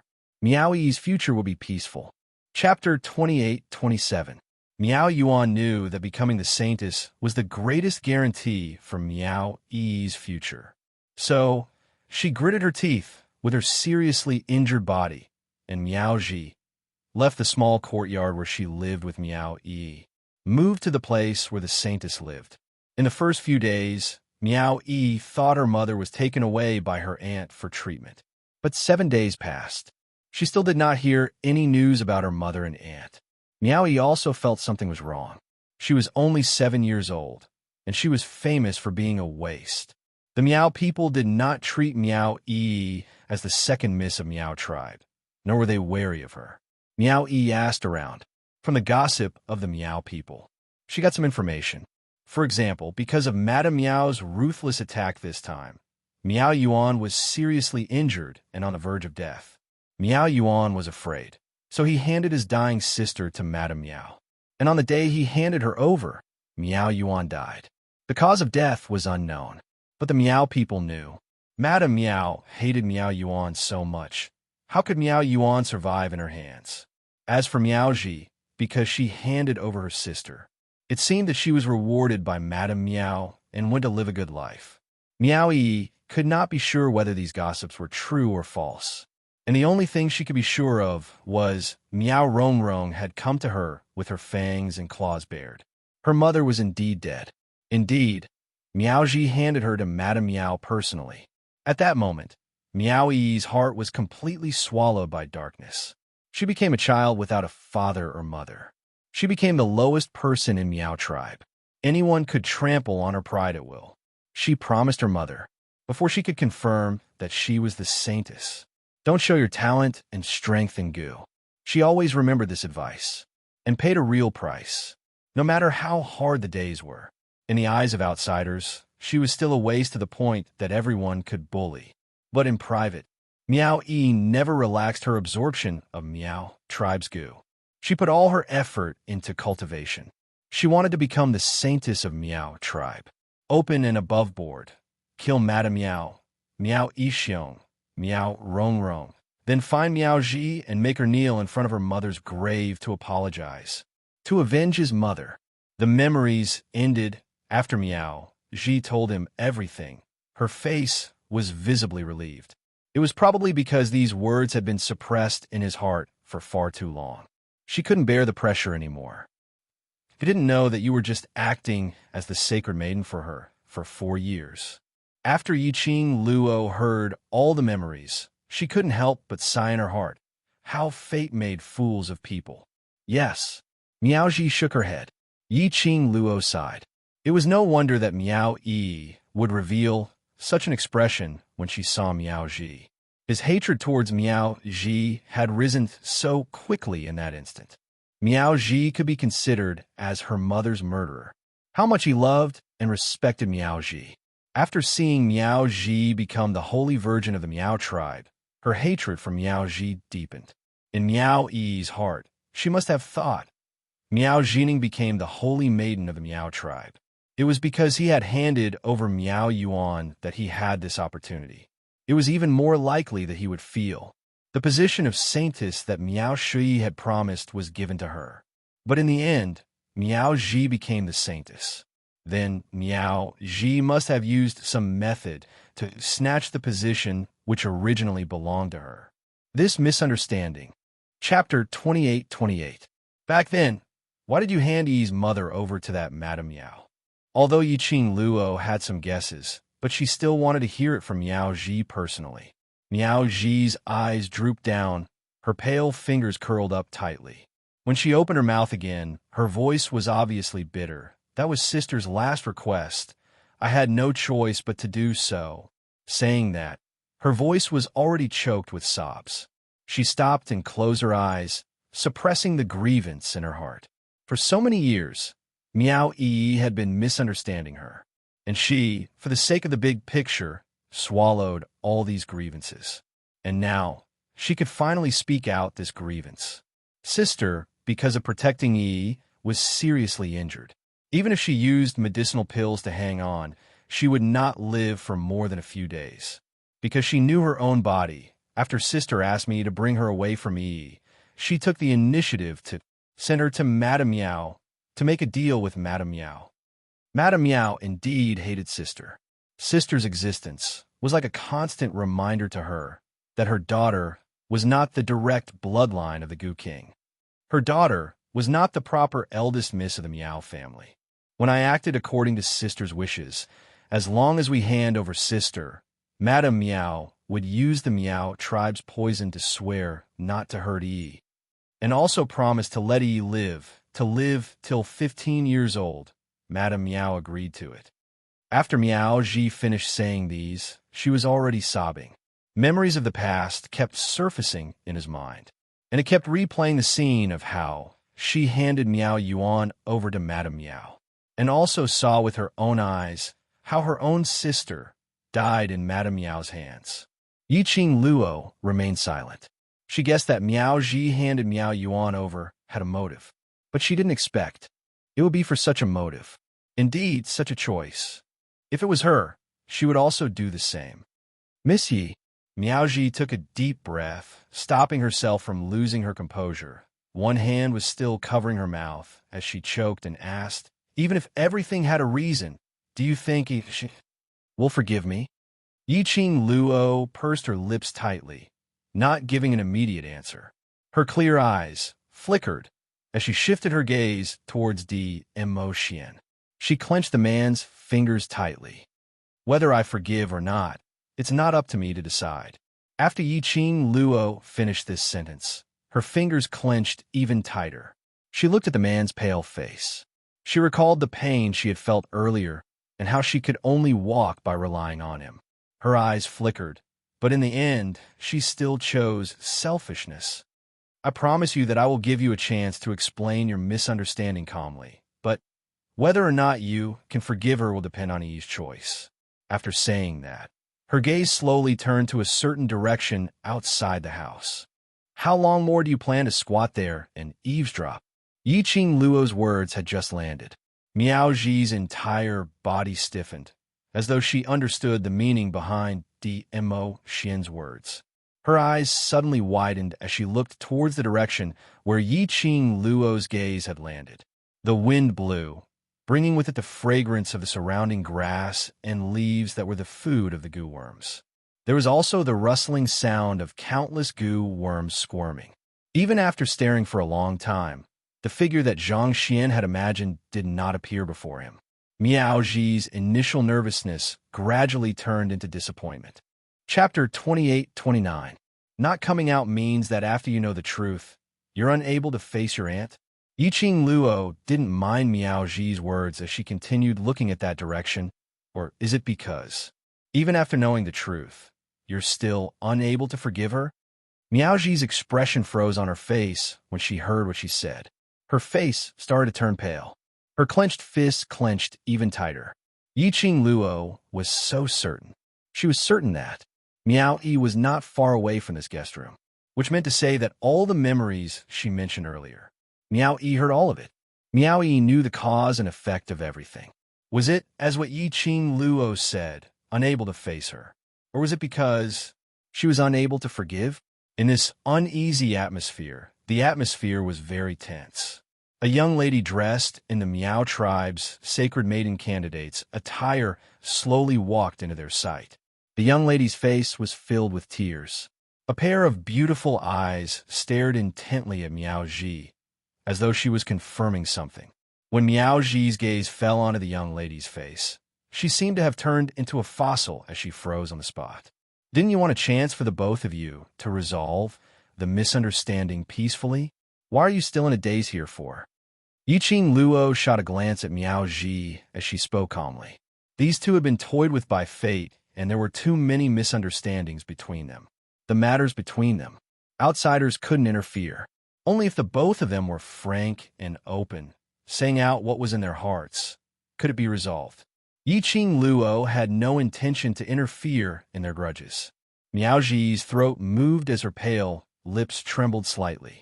But after some time, she couldn't spit out a single word. If one took a closer look, one would be able to tell. At this moment, Miao Ji's body was trembling slightly. One of them stiffened, not daring to open his mouth to break the silence. The other's face was filled with tears as he watched quietly. This situation lasted for almost half an incense stick of time. Yiqing Luo might as well take action directly as she threw the both of them out. Go, go, go. Don't disturb Xian's rest. Closing the room door, Yiqing Luo returned to the bed and sat down, one hand holding the man's wide palm, as though this was the only way to let him feel that she was by his side. But hadn't even warmed up in time. Suddenly, he felt something tighten around his waist. Then, he felt the world spin around him. Her body had already fallen onto the bed. The man's hot and hard body firmly fixed her delicate body between his arms. The familiar scent of sandalwood filled his nose. The man's long, ink-like hair cascaded down and landed on her face, stirring her skin. Yiqing Luo's pupils constricted through her hair. Her eyes reflected that peerless, noble, and indifferent face. It was Dmo Xian. He woke up. Yiqing Luo's eyes lit up slightly as she revealed a joyful look. Xian, your body. What's wrong with this sovereign? Dmo Xian narrowed his long and narrow peach blossom eyes as his thin lips curved upwards, so impatient to fulfill your promise to this lord. Yiqing Luo's pupils shook. In his body, was it still the centrifugal goo that controlled it? Had he become the black-bellied, powerful overlord who had forgotten about her again? Why are you in a daze? Dmo Xian bent down, and his thin lips came close to hers as he gave a low, hoarse laugh. Racking your brains to get this sovereign into this small room, a lone man and woman. Chapter 28-30. That pair of dazzling peach blossom eyes were pitch black and heavy, shimmering flowing lights, revealing a demonic profoundness. Yiqing Luo had always been unable to resist Dmo Xian's handsome man trap. Her little heart was already thumping wildly. Especially, the man had intentionally suppressed his magnetic voice, using the originally normal words, instead of using that tone to make one blush. Yiqing Luo's cheeks were dyed red. The redder it was, the more unforgiving her mouth. If you're not willing to follow me into the small room, how can I bring you in? Dmo Xian raised his brows, looking at the young lady's blushing face, but pretending to be calm, not willing to suffer any loss. She only felt that in her heart, a certain place was gradually softening. His eyes grew deeper as he gazed deeply into her charming eyes, since the timing and location are favorable. This lord will not stand on ceremony and accept the benefits that you and this lord have exchanged. Saying that, he had already lowered his head, as his lips were right next to her ear. The rich, scorching aura enveloped her entirely. Yiqing Luo's petite body trembled slightly, as she was slightly dazed by the man's teasing. But she was still conscious when his lips were about to move downwards. Yiqing Luo raised her hand as she hugged his head, stopping him from continuing. The man's action paused, as his thin lips intentionally brushed past her ear as he immediately raised his head. That cold and noble face was closer to her eyes by a few inches. His lips curled into a devilish smile. His voice was low and hoarse, deliberately seductive. Why? You and I are not trading. Yiqing Luo pressed his head, as her voice also became extremely soft due to the man's deliberate teasing. His eyes flickered slightly as he quietly looked at her. Yiqing Luo slowly propped herself up as the hand that was hugging his head changed to grab his collar. You're my man, no matter how you feel about me now. You belong to me. Her tone was extremely overbearing. Her eyes were curved like a crafty fox. Dmo Xian, remember this. I can let you do whatever you want of me, including everything. Not because of the so-called trade between us, but because you're mine. She didn't want Dmo Xian to hug her at the same time. She only thought that the intimate relationship between them was because of a deal, no matter how bad Yiqing Luo was. If the other party was not Dmo Xian, it was also impossible for him to use himself as a so-called trading item. Dmo Xian's pupils shrank imperceptibly. A dark light flashed in his eyes. In the next instant, he pinched the girl's chin and pressed his lips against hers. This kiss wasn't gentle, but it wasn't overbearing either. Instead, it was a kind of thin, lingering kiss. The kiss made Yiqing Luo's brain turn slightly white as her eyes started to slacken. Their entwined hands gradually intertwined with each other's as they gently kissed. At the same time, the atmosphere between the two people who were chased out of the door was completely different and strange. Neither side said a word. It wasn't until the tightly shut door that the young girl let out a cry of surprise, followed by the young girl's coquettish murmur. Miao Yi finally realized something. She raised her hand and wiped the tears off her face. Then, she turned around and walked toward the other side of the courtyard. Chapter 28:31. However, Miao Yi's emotions were unstable. Before Miao Ji could stop her, she had already rushed into the courtyard that was blocked by the vines. Miao Yi's feet had already sensed danger when she had just stepped into the vines. She had an innate sensitivity towards goo worms. She quickly retracted her feet and took out a powder that could restrain goo worms from the brocade bag at her waist to counterattack. Miao Yi's reaction was indeed very fast. However, she was impulsive, and half of her feet had already stepped into the vines.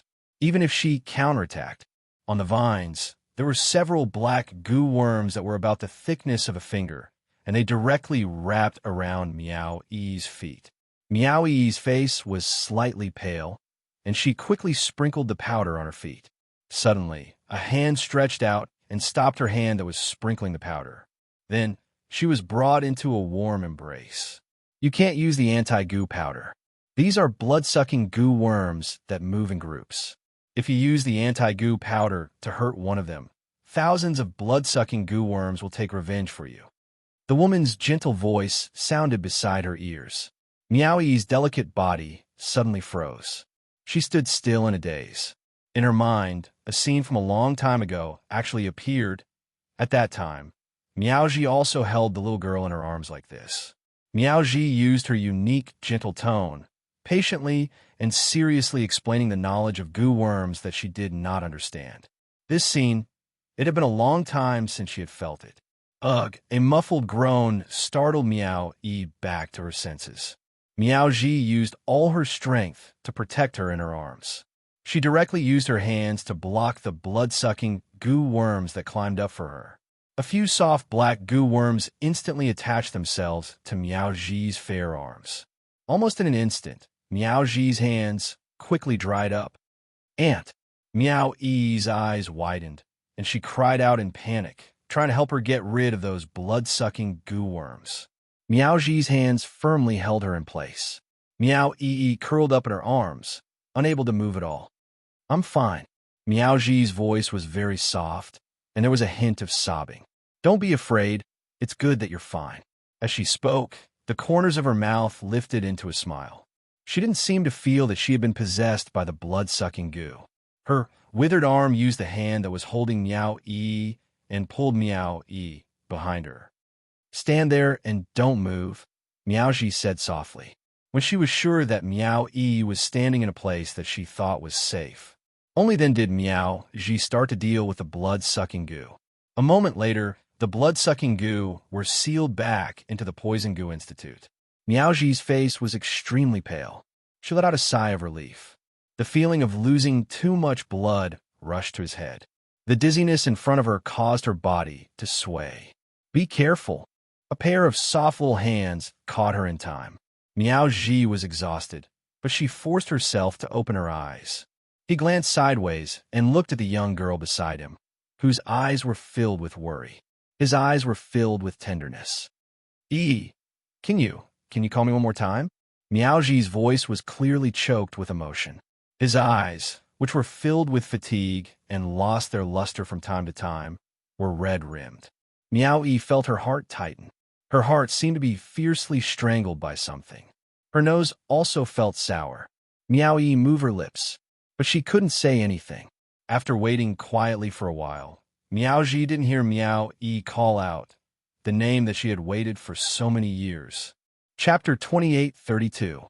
The corners of her lips curled into a reluctant arc as she spoke in a hoarse voice. No matter. It's all right if you don't want to." "Aunt." Suddenly, Meow-E's voice interrupted Meow-Ji's words. Meow-Ji was stunned as tears rolled down from her eyes without any warning. She choked with sobs as her teary eyes looked at Meow-E without blinking. "You're forgiving me. Why did you do that?" Meow-E pursed her lips tightly as her eyes stared at Meow-Ji's obviously withered hand. "Do you think that I will forgive you just like this?" Meow-Ji's voice choked as her throat tightened. Meow-E raised her hand and supported her as they walked towards Yi-Ching Luo and Dmo Xian's room, which was the furthest away from the guest room. As they walked, the girl's icy cold voice was heard. "I call you aunt because you are indeed my aunt. Even if I hate you, this is a fact that cannot be changed." Meow-Ji's eyes turned redder as she opened her mouth to explain, but she didn't know how to explain. The two of them remained silent as they entered the room. Meow-E helped Meow-Ji to the seat as she held up her hand and checked it carefully. "Rearing venomous worms in your own courtyard, and you didn't prepare any antidote?" "My hand is fine." Meow-Ji shook her head as she lowered her eyes to look at her withered hand, which was placed on the table. "It'll be fine in a few days." Meow-E pursed her lips as she didn't say another word. It was another silent atmosphere as it lingered between the two of them. Meow-Ji wanted to open her mouth to break the silence several times. But facing Meow-E's expressionless face, all her courage was extinguished at this moment.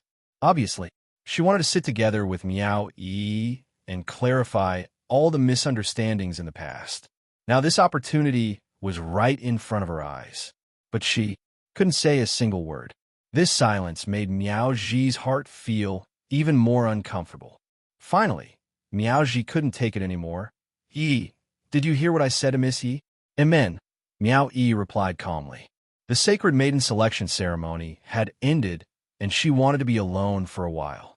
But when she saw Yi Qing Luo's Chi-Chi, that furry little ball, it was obviously here to comfort her.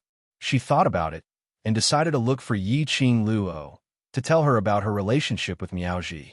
But he had not expected Miao Ji to take the initiative to look for Yi Qing Luo. She brought Chi-Chi and followed behind Yi Qing Luo and the others, all the way to Sacred Maiden's courtyard. He also heard all of Miao Ji's memories clearly.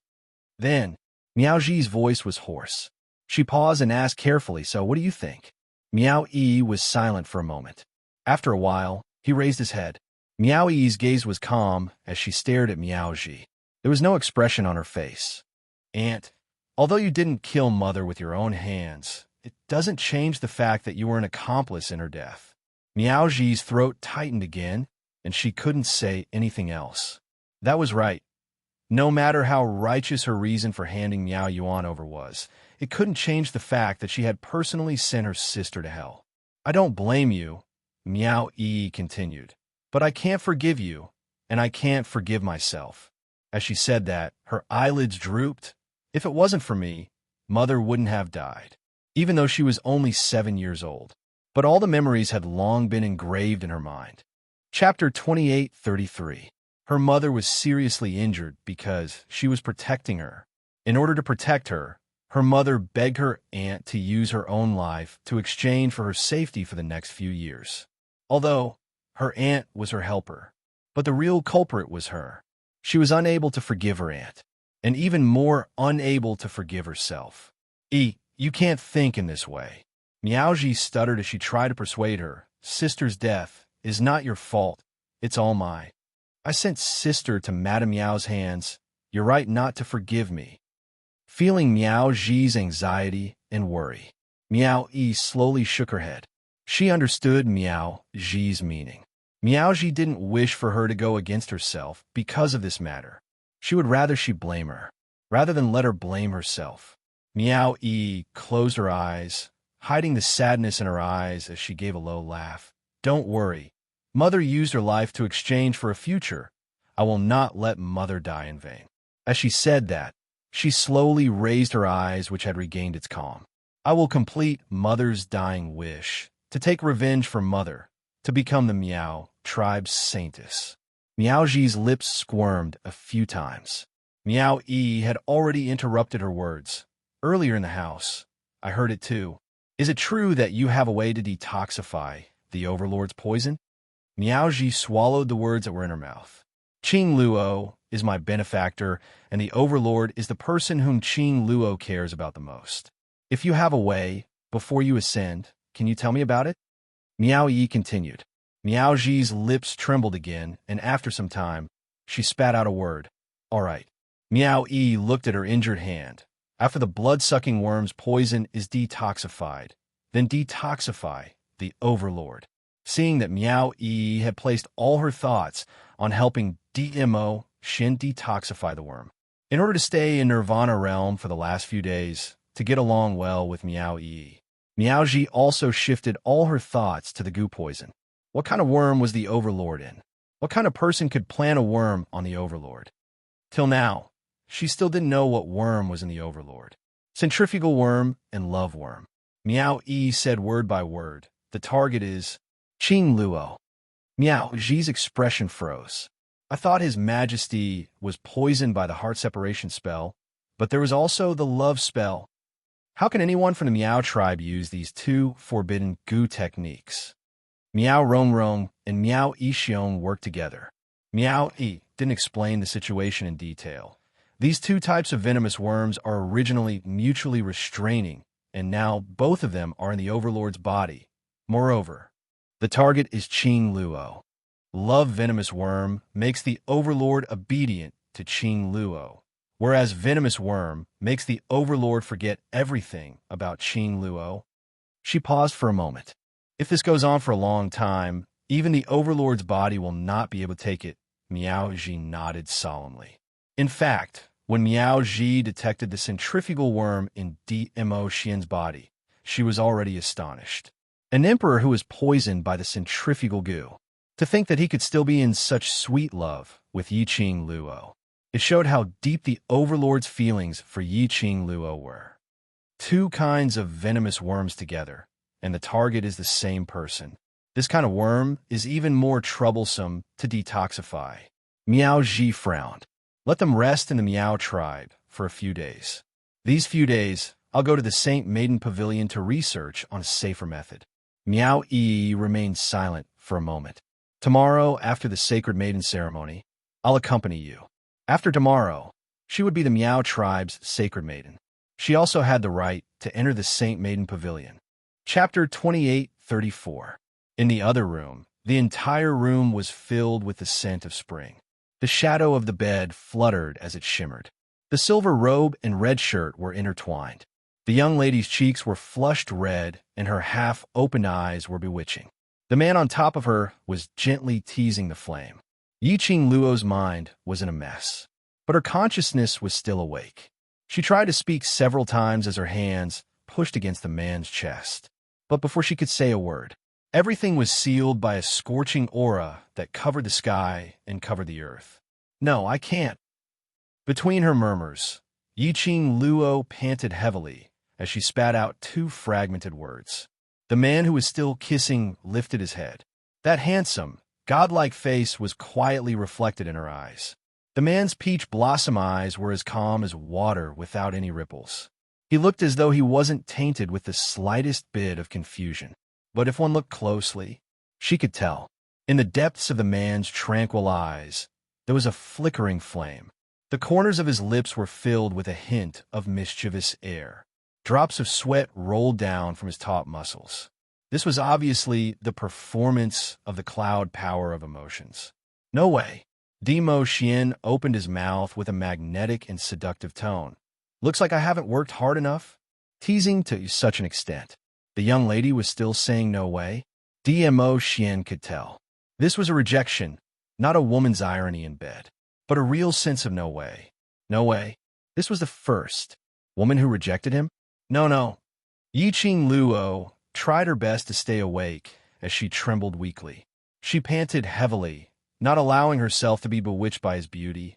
This is the Sacred Maiden's courtyard. They will be back any time. No way. This is not an excuse. Dmo Xian supported himself with one hand as the other hand floated onto the young lady's blushing face. His fingertips slowly brushed past her half-open misty eyes. His thin lips curled into a demonic cold arc. Your moans earlier were very enchanting. They are all tactful people. Such a simple sentence made Yiqing Luo's face burn even more. She bit her lips in embarrassment, avoiding Dmo Xian's deliberate teasing. Although the beauty was right in front of her, she also wanted to continue to the last step. But she did not forget. Dmo Xian's current condition could not continue. In Dmo Xian's body, there was still the existence of the centrifugal force goo. If they were just a little more intimate, the centrifugal goo would make Dmo Xian leave her. If he did such a thing, the centrifugal force goo would probably clamor even more fiercely. The last person to suffer was Dmo Xian. Now the room was lit with the tranquilizer incense, which stabilized the goo worms in Dmo Xian's body.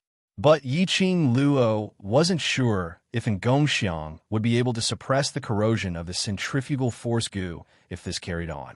She could not risk Dmo Xian's health. Xian. Yiqing Luo was thinking about what excuse to use to stop the man who had already gone crazy. However, just as he called out the name, the warmth and scorching heat covering his body abruptly withdrew. The man had already gotten off the bed and was standing by the side. Yiqing Luo was stunned. She wanted to get up, but her whole body was limp without any strength. She could only turn her head to look at Dmo Xian. The man's slender fingers lightly touched her body. His slightly messy robe instantly tidied up. His face regained its usual indifference, and when his eyes looked towards Yiqing Luo, there wasn't a single bit of emotion. Extremely cold. Chapter 28:35. Yiqing Luo's pupils suddenly widened. An ice-cold chill spread through his limbs and spread throughout his body. Her face turned pale. What do you mean? Dmo Xian's eyes drooped as he squinted his long peach blossom eyes. His handsome face was icy cold. This lord has no interest in sleeping with you. Yiqing Luo's delicate body on the bed trembled slightly. Her 5 fingers clenched the quilt under her tightly. Her eyelashes trembled as she stared fixedly at Dmo Xian's eyes, with some obscure flickering. The man stood by the bed, tall and slender, dressed neatly. She looked very noble and graceful. She, on the other hand, was lying on the bed with her clothes half taken off. The sharp contrast made Yiqing Luo's face turn paler. Her pink lips tightened, and when she spoke again, her voice sounded bitter. Dmo Xian, you know very well that it's not that I'm unwilling. Dmo Xian sneered without saying a word. The curvature of his lips was like a smile, yet not a smile, which was extremely terrifying. That neither yin nor yang look made Yiqing Luo's anger gushed out for no reason. She clearly knew that Dmo Xian was like this because of the centrifugal worm. But, right now, she was obviously concerned about Dmo Xian's health. It was for Dmo Xian's sake that she rejected such intimacy time and time again. On the contrary, he even took advantage of her and gave her a cold shoulder. She endured Dmo Xian forgetting her, endured Dmo Xian's indifference, endured Dmo Xian flirting with her without any feelings. She was full of grievances. Who would understand? Perhaps she was really a little princess who was spoiled rotten by Dmo Xian. Assassin, after all, couldn't endure the flood of grievances. Her weak body, which was teased by the man, had also recovered its strength. She abruptly sat up on the bed with a sliver of grievance in her eyes. She tugged at her robes tightly as she said through gritted teeth, "Do you still want to say that if I don't want to sleep with you, you'll go find another woman who's willing to sleep with you?" The young lady's angry words made Dmo Xian's brows suddenly crease tightly. Looking at the young lady's aggrieved face, her pair of charming eyes seemed to be rippling with layers of ripples, as if she was about to cry from grievance. Dmo Xian's heart inexplicably twitched, but very quickly his expression returned to that of desperation. His face didn't reveal any other emotions. He smiled calmly and indifferently. Yes. Just one word, and Yiqing Luo was about to explode from anger. Was it that interesting to bully her? She lifted her leg and kicked the side of the bed. Go, go, go. Go, I won't stop you. Go now. That leg directly kicked onto Dmo Xian's body. Dmo Xian took 2 steps back from the kick. Then he looked down and stared at the small foot that was still kicking his waist. The owner of that foot was obviously still throwing a tantrum. After the first kick, she was completely unappeased and stuck close to Dmo Xian, wanting to kick again. Dmo Xian frowned as he gripped her leg tightly. Yiqing Luo gritted her teeth and swung hard. Let me go. Didn't you not want to sleep with me? Aren't you not interested in me anymore? Why are you still grabbing my leg? Dmo Xian's eyes darkened as he violently shook off her leg. Following that, he turned around and left the room. Hearing the room door being opened, Yiqing Luo sat by the bed and stood up, wanting to stop him. But thinking of Dmo Xian's extremely cold attitude, her heart felt angry, vexed, and wronged. She simply sat on the side of the bed and hugged her own legs. As though he was the only one who had a temper, she had always thought that she was Dmo Xian who was pampered like a princess. She was poisoned by the centrifugal worm and wanted to become the master? Chapter 28:36. However, after 6 hours had passed, Yiqing Tan's expression changed. Yiqing Luo's grievance was gradually replaced by worry. After Dmo Xian walked out of the room, Yiqing Luo curled up on the bed alone as she kept on grumbling about Dmo Xian. The more she complained, the more wrong she felt. The more aggrieved she felt, the more Yiqing Luo wanted to let Dmo Xian know that she wasn't really a woman who had to pester him and couldn't leave him. It was time to let Dmo Xian have a taste of being treated coldly. Thinking in this way, Yiqing Luo didn't chase after him or search for him. Miao Ji and Miao Yi knocked on the door. Miao Ji's voice was slightly awkward as she asked cautiously, "Miss Yi, Is it convenient for us to come in? What's inconvenient about it? Yi Qing Luo climbed down from the bed.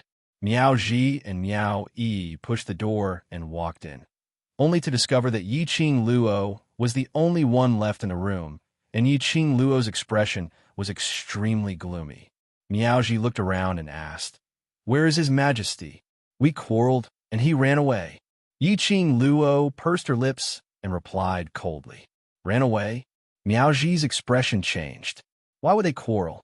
In the Saintess courtyard, every garden was filled with goo worms. The Overlord already has goo worms in his body. If he provokes other goo worms, it will be very dangerous. Miao Ji's words made Yi Qing Luo's eyes flash slightly as her body instinctively tensed up. "Wait for me here with Yi. I'll go look for a venerable sovereign." Miao Ji made a prompt decision. Yi Qing Luo hurriedly followed up. "Me too. In this courtyard, besides me, all of you are in danger." Miao Ji stopped him. "I don't want to have to look for you everywhere before I find sovereign." Yi Qing Luo's footsteps halted as her face was filled with a complicated expression. After a while, she lowered her eyes and said, "Then I'll have to trouble you. Please, help me find Xian." Regarding the Miao Gu, she was in a state where she only had a smattering of knowledge, not to mention whether she could protect herself in the face of those goo worms. He couldn't increase Miao Ji's burden. She could only stay here and wait for news. He watched Miao Ji leave. Yi Qing Luo sat silently on the seat by the side. She hung her head and clenched her fists. "Weren't you guys fine just now? Why did it suddenly?" Miao Yi was afraid that Yi Qing Luo would be overly worried and let her imagination run wild. So after thinking for a moment, she opened her mouth to ask. She and Miao Ji were outside the door and heard Yi Qing Luo and Dmo Xian's intimate voices. Could it be an auditory hallucination? Yi Qing Luo's fingers tightened even more. Her voice was very hoarse. In his eyes, I can't feel his feelings for me. My heart is very flustered. She raised her head, and her charming eyes were covered with a layer of clear and moist mist. She pursed her lips tightly, as if she was holding back something. I clearly know that he was poisoned by the heart separation goo, and he was poisoned because of me, but I still feel wronged. She clenched her fists tightly. Tell me, am I very selfish? So selfish that I only want him to treat me well, but I don't want to see him acting like he doesn't care about anything. This is not selfishness. Miao Yi walked up to her, reached out her hand, and gently patted her on the shoulder. Because you love Dizun, and because you love him, you want his response, don't you? Chapter 28:37. As Miao Yi said that, she sat down beside Yi Qing Luo. He held Yi Qing Luo's hand and clasped it in his palm. "Qing Luo, my aunt said she has the confidence to find a way to cure the Overlord's dual venomous worm. However, because it was a poison that countered each other, his aunt wanted to find a safer method. After the inheritance of King of Venomous Worms ends tomorrow, I will enter the same pavilion and study it with my aunt." She comforted him in a gentle voice. "So, just wait for us for a few days. Before my aunt ascends to the upper realm, we will definitely be able to find a way to cure the venomous venom for the sovereign." Hearing this sentence, Yi Qing Luo's gaze had some changes. She raised her eyes and looked at Miao Yi. Can the poison in Xian's body really be completely removed? Yes. Miao Yi nodded with certainty. Although Aunt has only been the Miao tribe's holy maiden for 4 years, she still reads the books in the Holy Maiden Pavilion every day.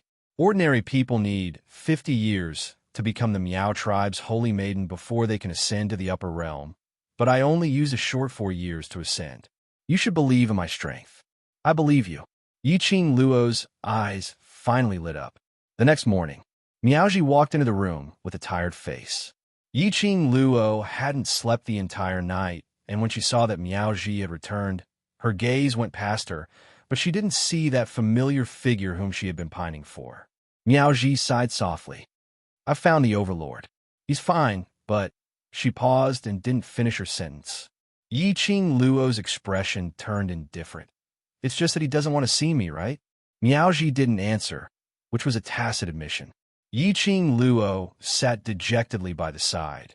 Her little fists clenched tightly as she angrily smashed it on the wooden table. Haven't you already been inflicted with the centrifugal venom and turned into that noble and elegant, high and mighty Overlord? Still acting like a child, throwing a tantrum with me. Isn't he childish? Miao Ji and Miao Yi looked at each other. It's fine if I don't want to see you. After he's cured, I'll see how he'll kneel on the washboard and beg for my forgiveness.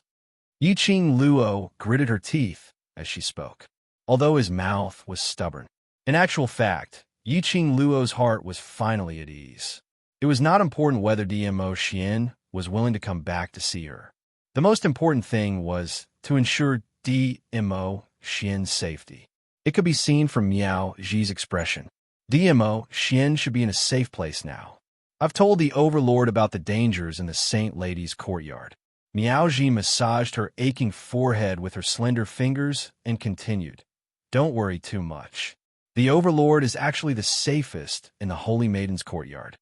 At least, he wouldn't try his best to conceal the fact that DMO Xian was afflicted with a venomous worm. He intends to stay in the Sacred Maiden's courtyard? Yiqing Luo pursed her pink lips as she understood the meaning behind Miao Ji's words. Miao Ji put down her hand and glanced sideways at the young girl sitting beside her. I can see that even though His Majesty has been poisoned by the centrifugal parasite and should have been swallowed by the parasite, he still cares about you and values you. Miao Yi handed a cup of hot tea to Miao Ji and continued, I've read goo books for many years, but I've never heard of anyone who was poisoned by the heart separation goo would be like Lord Dizun, paying so much attention and care to the person he should be keeping his heart from. Chapter 28:38. I know he won't leave me behind. Yiqing Luo's eyelashes fluttered. No matter if I'm in his memories, he won't leave me behind. She was extremely certain of this. Towards the relationship between her and DMO Xian, she had always been incomparably confident. I'm just worried. Yiqing Luo raised her eyes and met Miao Ji's gaze. His feelings for me are too deep, so he will definitely have to contend against the centrifugal worm in his body. I'm afraid he will fail. According to the past, DMO Xian was stimulated by the worm and fell into a coma. He would change the mode immediately after he woke up. But this time, DMO Xian was stimulated by the worm web, but his consciousness was still eroded by the centrifugal worm. This made Yiqing Luo had no choice but to think and worry. DMO Xian loved her. Even his soul loved her. There was no doubt about this. But now, apparently, the time for the centrifugal worm to move was getting longer and longer. If this went on for a long time, DMO Xian's consciousness might really be eroded by the centrifugal worm. By then, DMO Xian would really leave her heart. But the love between the two of them, there was a possibility that it would cause DMO Xian to be unable to take action, and then suffer the torture of the worm. What she didn't want the most was to see this happen. Go take part in the King of Venomous Worms' inheritance ceremony. After you become the Sacred Maiden, come look for me at the Sacred Maiden Pavilion. Miao Ji put down the teacup in her hands and stood up. I'll go to the Sacred Maiden Pavilion to find the books on this. Aunt, Miao Yi frowned, obviously not agreeing to her arrangement. Yiqing Luo also stood up. In order to help me find Ah Xian, you didn't sleep for the whole night. Go rest first. It's all right, my body, I know. Miao Ji's brows were filled with a gentle smile. Her eyes were gentle as she looked at Miao Yi's direction, as though she was overjoyed by Miao Yi's worry for her. The exhaustion in her eyes was also swept away in an instant. Yiqing Luo and Miao Yi followed behind Miao Ji as they walked out of the Sacred Maiden courtyard. Outside the courtyard, there were several elderly dressed in Miao Elder's attire, standing at the forefront were the first elder and the second elder. When they saw the three of them, they immediately welcomed them with smiles. Saintess, Lady Miao, Lady Yi, you're finally out. Miao Ji frowned slightly. Why are you waiting outside the Saintess yard so early? Did something happen? Great Elder Miao looked past Miao Ji and at Miao Yi, who was behind her. Then he retracted his gaze and said, Your Highness, we're about to enter the land of the Goo King to carry out the inheritance ceremony of the Goo King. But the Goo King, Miao Ji understood. These elders must be worried. Later, the Miao tribesmen and guests will be waiting outside the territory of the king of venomous worms. But the king of venomous worms was no longer in the king of venomous worms land. Yes, it was not only the Miao people who were disorganized. The other guests would probably laugh at the Miao people. They could not afford to take the risk. Miao Ji also realized this problem. She glanced sideways at the girl behind her. Miao Yi smiled. Before the ceremony begins, the Gu King will return to the land of the Gu King. Great Elder Miao's expression froze. Chapter 2839. Former clan leader? Former eldest young miss? Miao Yi muttered these two terms softly, as her face revealed a smile which didn't look like a smile. Fifth Elder Miao's face turned pale, as though he was vexed at himself for spilling the beans. But Fifth Elder Miao quickly adjusted his expression as he continued speaking in a righteous manner. Miao Yi, this elder only wants to know, do you know where the ancient Gu King is? Miao Yi didn't reply, but only looked at him quietly as she gave a light smile. Yi Qing Luo walked up, as she placed one hand on Miao Yi's shoulder, as a similarly treacherous sneer surfaced on her gorgeous face. Miao Yixiong and Miao Rongrong had schemed to frame me and the Overlord, so aren't they already imprisoned in Qin US Sect's underground prison by Sect Masterine? No one is allowed to visit them. Her voice was very gentle, with a tinge of a young lady's unique sweetness. Like pearls falling onto a plate, it was extremely pleasing to the ears. But every single word that she said was like a bolt of thunder, exploding heavily in the few elders' hearts. They hadn't even had the time to digest this bolt of thunder, the shock and the emptiness in their hearts. What followed was a powerful aura that covered the sky and the earth, pressing down on them. I wonder how did the various elders see Miao Yixiong and Miao Rongrong? Yiqing Luo's tone suddenly turned gloomy. Fifth Elder Miao instantly felt a chill down his spine, as his forehead started to sweat profusely under this powerful pressure. Second Elder Miao was the first to react, as he immediately gave a dry laugh, trying to break this awkward atmosphere. Missy has misunderstood.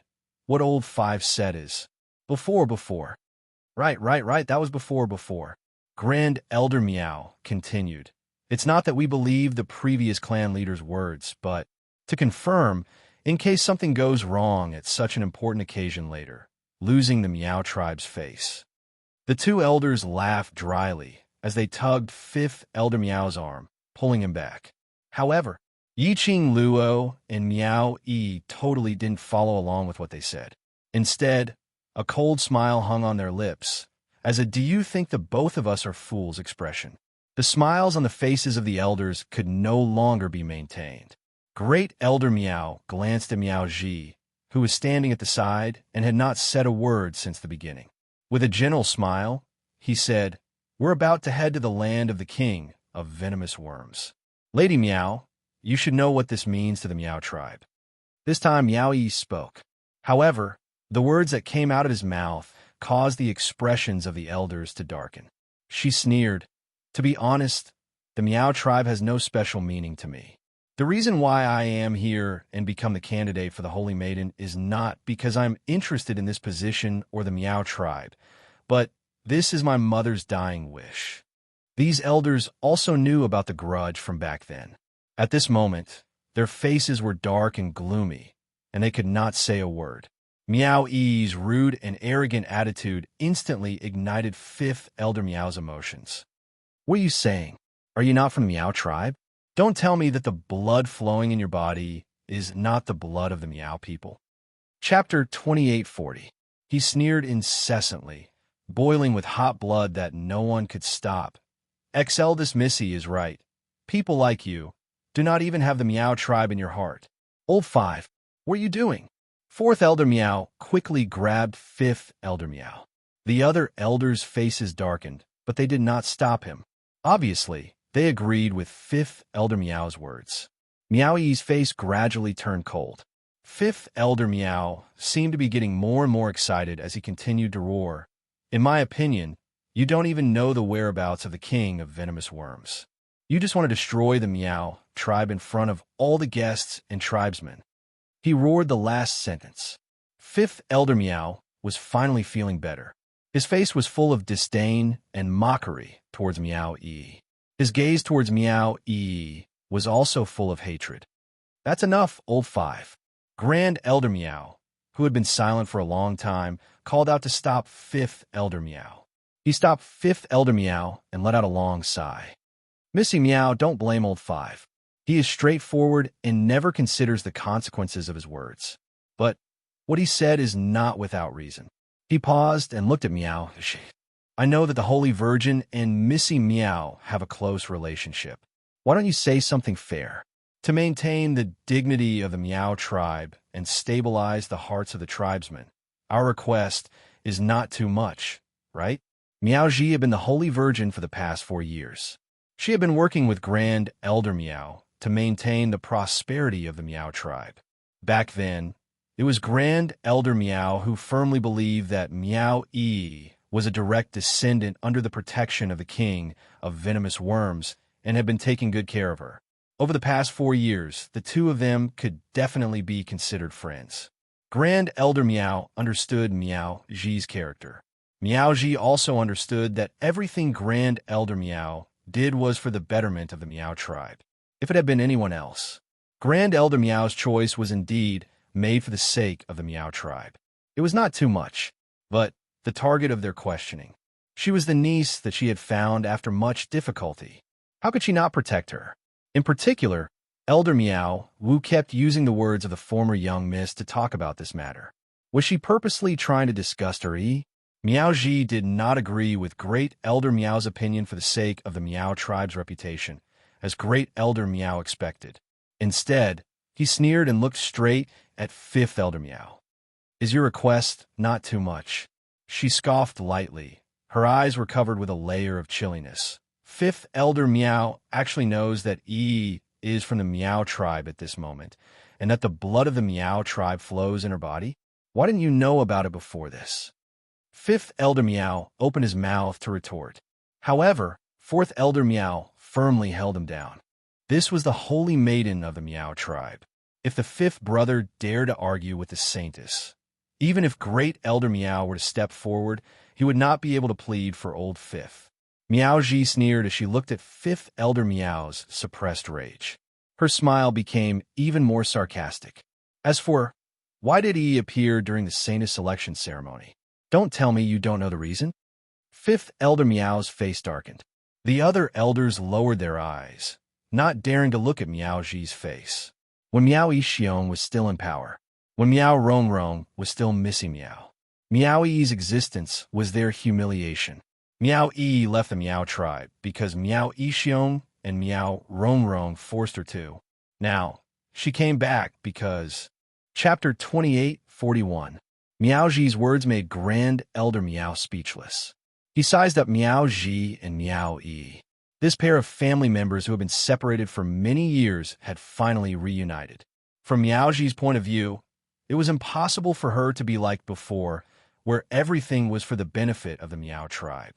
Furthermore, based on his understanding of Meow-ji, for Meow-ji to put down her identity as the Holy Maiden and say such things, it was obvious that she was angry.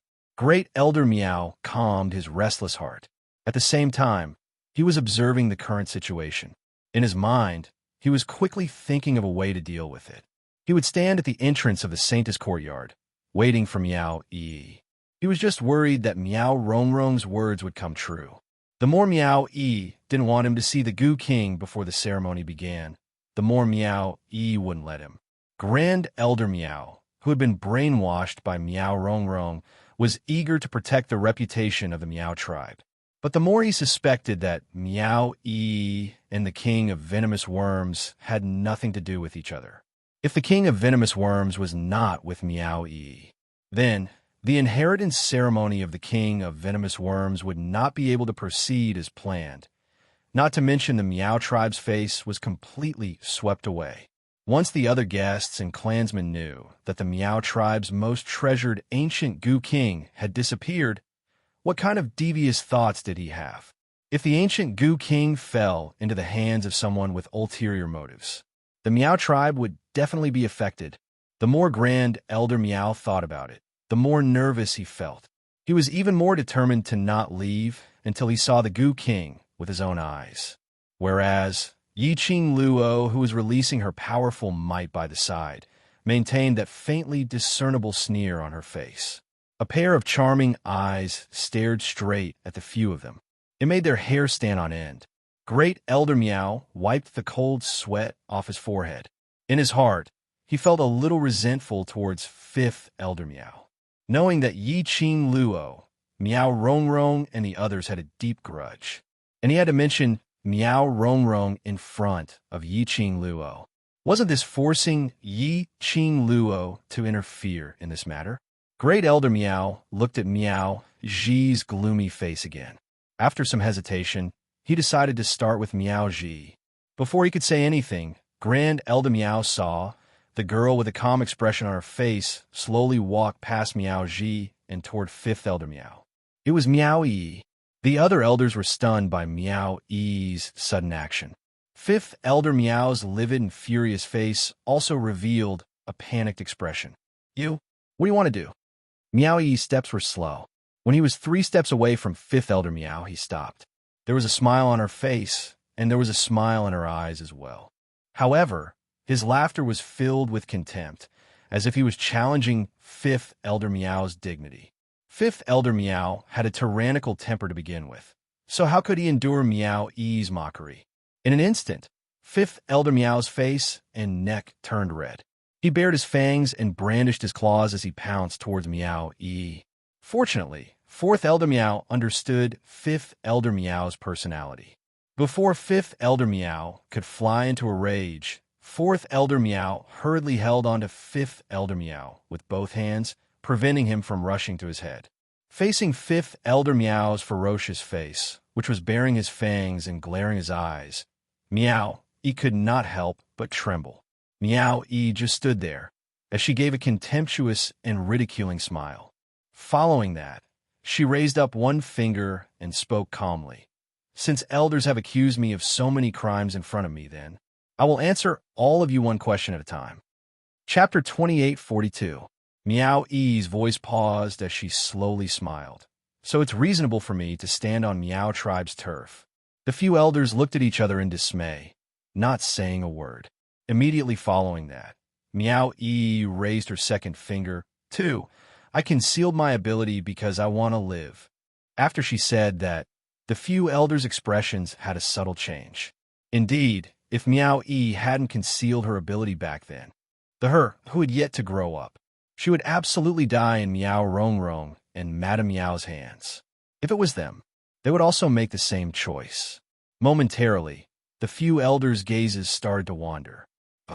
A light laugh was heard from the side. This laughter was as melodious as a silver bell. Yiqing Luo hugged Bear with both her hands as her face was filled with a smile, which didn't look like a smile. She looked at the few elders' different expressions as she ridiculed. Fifth Elder Meow can ask such a brainless question. I'm really worried about your brain. A person with this kind of brain like yours can become the Meow Tribe's 5th elder. TSK. No wonder Meow Tribe has been going downhill for so many years. You. Fifth Elder Meow was so infuriated that his eyes turned red as he gritted his teeth and clenched his fists tightly, struggling with all his might in an attempt to break free from Fourth Elder Meow. Fourth Elder Meow suppressed his voice. Calm down. That's Yiqing Luo, the person whom the Overlord dotes on. Fifth Elder Meow was so infuriated that his chest kept heaving up and down, but he could only suppress it in his heart. Yiqing Luo strolled over lazily as her gaze swept past the few elders in front of her. Not only is Fifth Elder Meow's brain not working well, even his words are contradictory. It's so amusing. Yiqing Luo's expression changed slightly. She raised her hand as her slender fingers pressed against her lower jaw, putting on an unfathomable look as she sneered. One moment, you said he was coveting Meow Tribe's power, coveting Meow Tribe's sacred maiden position, and the next moment, it changed to E wanting to destroy Meow Tribe. She paused as a chilly smile appeared between her brows. The speed of her speech also slowed down as she said word by word.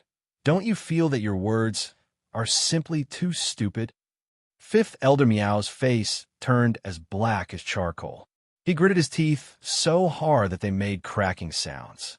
The other elders looked at each other in dismay. The more they looked, the worse their expressions became. The smile on Yi Qing Luo's lips grew even more radiant. It was like a blooming rose, exuding a coquettish aura. You all are truly laughable. Yesterday, you all thought that Yi was a rare Meowgoo genius, and racked your brains to make Yi stay. But today, all of you are doubting Yi again. Yi Qing Luo's ridiculing laughter made those few elders instantly feel ashamed. I'll say it one last time. Meow Yi's elegant voice sounded out calmly. I chose the Meow tribe, and chose to participate in the Holy Maiden selection ceremony because of my mother's dying wish. For my mother's sake, I cannot destroy the Meow tribe. After all, no matter how unbearable this place was, it was also the place where her mother and aunt had been saved. It was also the place where she grew up. Of course, Meow Yi wouldn't say these words out loud. Great Elder Meow stared into Meow Yi's eyes for a long time. In the end, he was defeated. His arms drooped down as he clenched his fists tightly. Forget it, since you're the one who passed the selection's final round, and Sacred Maiden has already acknowledged you. This elder will believe you this time. Asterisk. Chapter 2843. Saying that, Grand Elder Meow bowed towards Meow Ji and led the other elders back to prepare for the ceremony. They had barely taken a few steps. A young lady's chilly voice was heard from behind. Wait a minute. Grand Elder Meow and the others' hearts tightened. Hearing this voice, they felt a surge of coldness. Their feet subconsciously stopped. The young lady's chilly voice rang once again, and this time, there was a hint of a smile. Elders, don't be in a hurry to leave. You've already asked clearly what you wanted to ask, so next it's my turn. His voice made the elders feel as if a heavy weight was pressing down on them once again. Grand Elder Meow was the first to turn his head back as a Methriel Buddha-like smile hung on his face. Time is pressing, and we still have many things to prepare. If Missy has anything to ask us, why not we wait for the King of Venomous Worms to acknowledge the inheritance ceremony before we discuss in detail? I've always not had much patience. Yi Qing Luo replied straightforwardly. If I'm impatient, I can't guarantee that I won't get angry in the middle of the ceremony. Her pink lips rose slightly as she smiled lazily. Her tone sounded like a young lady complaining, with a hint of coquettishness. But the few elders could hear the threat in the young lady's words. The expressions of the few elders instantly turned ugly. To be threatened by a young lass. They had lived for more than half of their lives, and had always been respected. How could they feel at ease? But because of Yi Qing Luo's status, they didn't dare to show their anger. Hurry and ask what you want to ask. If you delay the King of Venomous Worms' inheritance ceremony, you will bear the consequences alone. Fifth Elder Meow was originally very aggrieved and on seeing Yi Qing Luo's arrogance. How could he bear with his anger? Especially Fifth Elder Meow, who was intentionally brainwashed by someone. He totally disliked Yi Qing Luo. Meow Yixiong and Meow Rongrong have been released. Yi Qing Luo didn't beat around the bush as she directly looked into the few elders' eyes and asked. Fifth Elder Meow's eyes opened wide. You, what nonsense are you talking about? Grand Elder Meow's eyes flashed as he immediately stood in front of Fifth Elder Meow, putting on his signature amiable smile. Has Missy misunderstood something? The former chief and the former Missy did such a shameful thing to the Meow tribe. How could they be released? As he spoke, he gave Second Elder Meow a look. He gestured to Second Elder Meow to drag Fifth Elder Meow away. Then, he continued with a smile.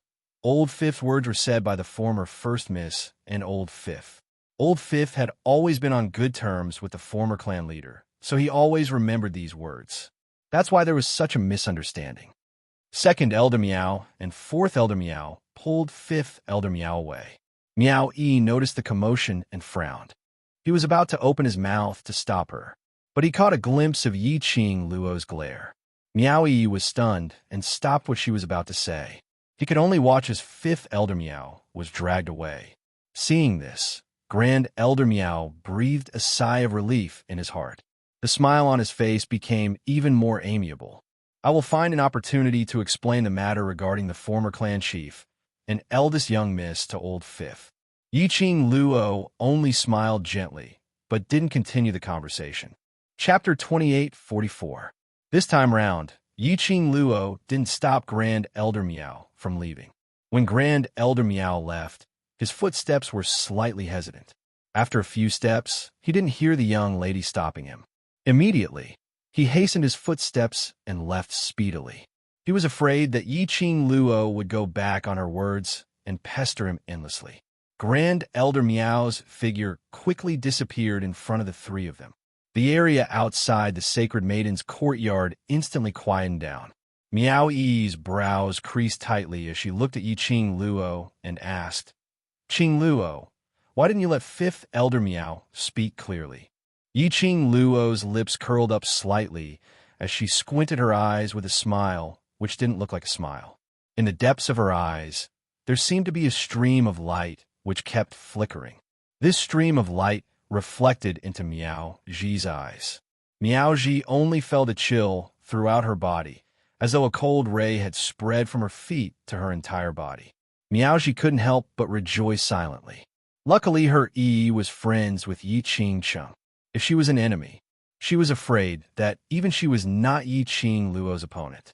No need to ask. I can tell that Meow Yixiong and Meow Rongrong should have been released. Yiqing Luo's voice was calm without any excess emotions. Before coming here, those few elders should have met Meow Yixiong and Meow Rongrong. Meow Ji and Meow Yi had the same feeling about this, but they couldn't believe that this was true. Meow Yi's brows creased even tighter. Those two are the Meow tribe's traitors. They have offended the Overlord and you, and also offended the Qinghua sect. Those few elders seem to be more selfish and only want to secure their own elder's position. Why would they take such a huge risk to hide the truth about those two people? To those people, we are after all outsiders. Meow Ji gave a cold smile as her lips twitched. Meow Yixiong and Meow Rongrong have been in power for so many years and are completely Meow tribe people. I can confirm that if Meow Rongrong had a chance to make a comeback, they would absolutely not hesitate to kick us aside and help Meow Rongrong up. They can't bear to kick Meow Gu's genius away. Yiqing Luo scoffed lightly. One becomes Sacred Maiden and the other becomes clan leader. It's a happy ending. Meow Yi and Meow Ji looked at each other, their expressions changing. Although the Meow tribe leader was the tribe leader, his power was not as great as that of the Saintess. The Holy Maiden of the Meow tribe was the true leader of the tribe. If Meow Rongrong became the Saintess of the Meow tribe, even if Meow Yi was the chief of the Meow tribe, she would still be suppressed to the point where there was no room for her to breathe. Meow Yixiong and Meow Rongrong sure have a good plan. Yiqing Luo's slender brows rose as she looked at Meow Yi. These few elders have apparently been brainwashed by Meow Rongrong, and they don't trust you. If I didn't guess wrongly, later when the recognition ceremony starts, your every action will be restricted. It was just as Great Elder Meow had said. They would never allow any accidents to happen. To prevent Meow Rongrong's words from becoming a reality. This was to prevent Meow Yi from thinking of ways to ruin the Meow tribe during the ceremony. They would carefully control everything about Meow Yi. Those two, what are they planning? What are they trying to do? Meow Ji's expression darkened. Meow Rongrong, don't tell me you're planning to fight for the position of Holy Virgin during the ceremony? Chapter 28:45. Meow Ji gritted her teeth. I'll go and watch the inheritance ceremony. I want to see what they're up to. No need. Yiqing Luo's lips curled up slightly, revealing a calm smile. I'm here, rest assured. Meow Ji wanted to refuse. After all, they were in the Meow tribe, and her identity as the Holy Virgin still had some prestige. However, before Meow Ji could reject him, Meow Yi replied, Andy, you should go rest and rest. Wait for me to go to Holy Maiden Pavilion to find you. Meow Ji swallowed the words that she was about to say. Meow Rongrong and Meow Yixiong's reputation has been ruined because of what happened to the Qinghua clan. Yiqing Luo smiled as she looked at Meow Ji. Even if those few elders want Miao Rongrong to become the sacred maiden, that would depend on whether the Miao clansmen agree to it or not. She paused, her eyes curved into a smile. After all, Miao Rongrong and her own father performed a scene of taboo love. No matter how magnanimous the Miao tribesmen are, they will not be able to accept this. Then, she tilted her head and said, "Moreover, the main reason why Miao Rongrong and Miao Yixiong ended up like this was because they tried to poison Xian, the Great Dizun. Moreover, with my current status and the attitude of the Qingyue sect, is it even possible for Miao Rongrong to become the Holy Maiden?" The two of them listened carefully to Yi Qing Luo's words. His eyes instantly lit up. Yi Qing Luo's words weren't without reason. Miao Yixiong and Miao Rongrong's deeds were a disgrace to the Miao tribe. Miao Rongrong really wanted to return to the Miao tribe. It was definitely not that easy. Miao Ji's heart was immediately at ease. "Qing Luo, I'm curious." Miao Ji recalled Great Elder Miao's reaction. If those two people had really returned from the Qingyue sect, why did Great Elder Miao still dare to ask you to investigate the Qingyue sect? Everyone knew that Yi Qing Luo and the leader of the 3,000 Peach Blossoms had a close relationship. All he had to do was ask. The 3,000 Peach Blossoms would soon bring news of the Qingyue sect. The matter of Miao Rongrong and Miao Yixiong being brought out of Qingyue clan would soon reach Yi Qing Luo's ears. But Grand Elder Miao seemed as though he wasn't worried that Yi Qing Luo would search for news of Qingyue sect. Yi Qing Luo's eyes curled into a smile as her eyes shimmered with an additional sense of ridicule. Even if the 3,000 Peach Blossoms went to investigate, the news they would probably bring back would be Miao Yixiong and Miao Rongrong are indeed in the underground prison of Qingyue sect. Those two people. Miao Yi's face paled. Yi Qing Luo's gaze gradually sunk as it turned gloomy and deep. Those two people in Elation sect should have been swapped out. Swap. Miao Yi and Miao Ji were stunned. Miao Yi clenched her fists in anger. "We should have exposed them just now. They want to make it impossible for me to become the saintess in peace, and I will make it impossible for them to conduct the inheritance ceremony in peace. This point, you have already done it." Yi Qing Luo glanced at her. "Miao Rongrong and those elders should be very certain that you don't have the whereabouts of the king of venomous worms on you. So they specially went to the saintess courtyard to force you to hand over the king of venomous worms so that they could be at ease. You still refuse to let him take a look at the king of venomous worms." And adding on to the brainwashing words that Miao Rongrong said to him, he was definitely absent-minded when he conducted the inheritance ceremony and was in a trance, unable to set his mind at ease.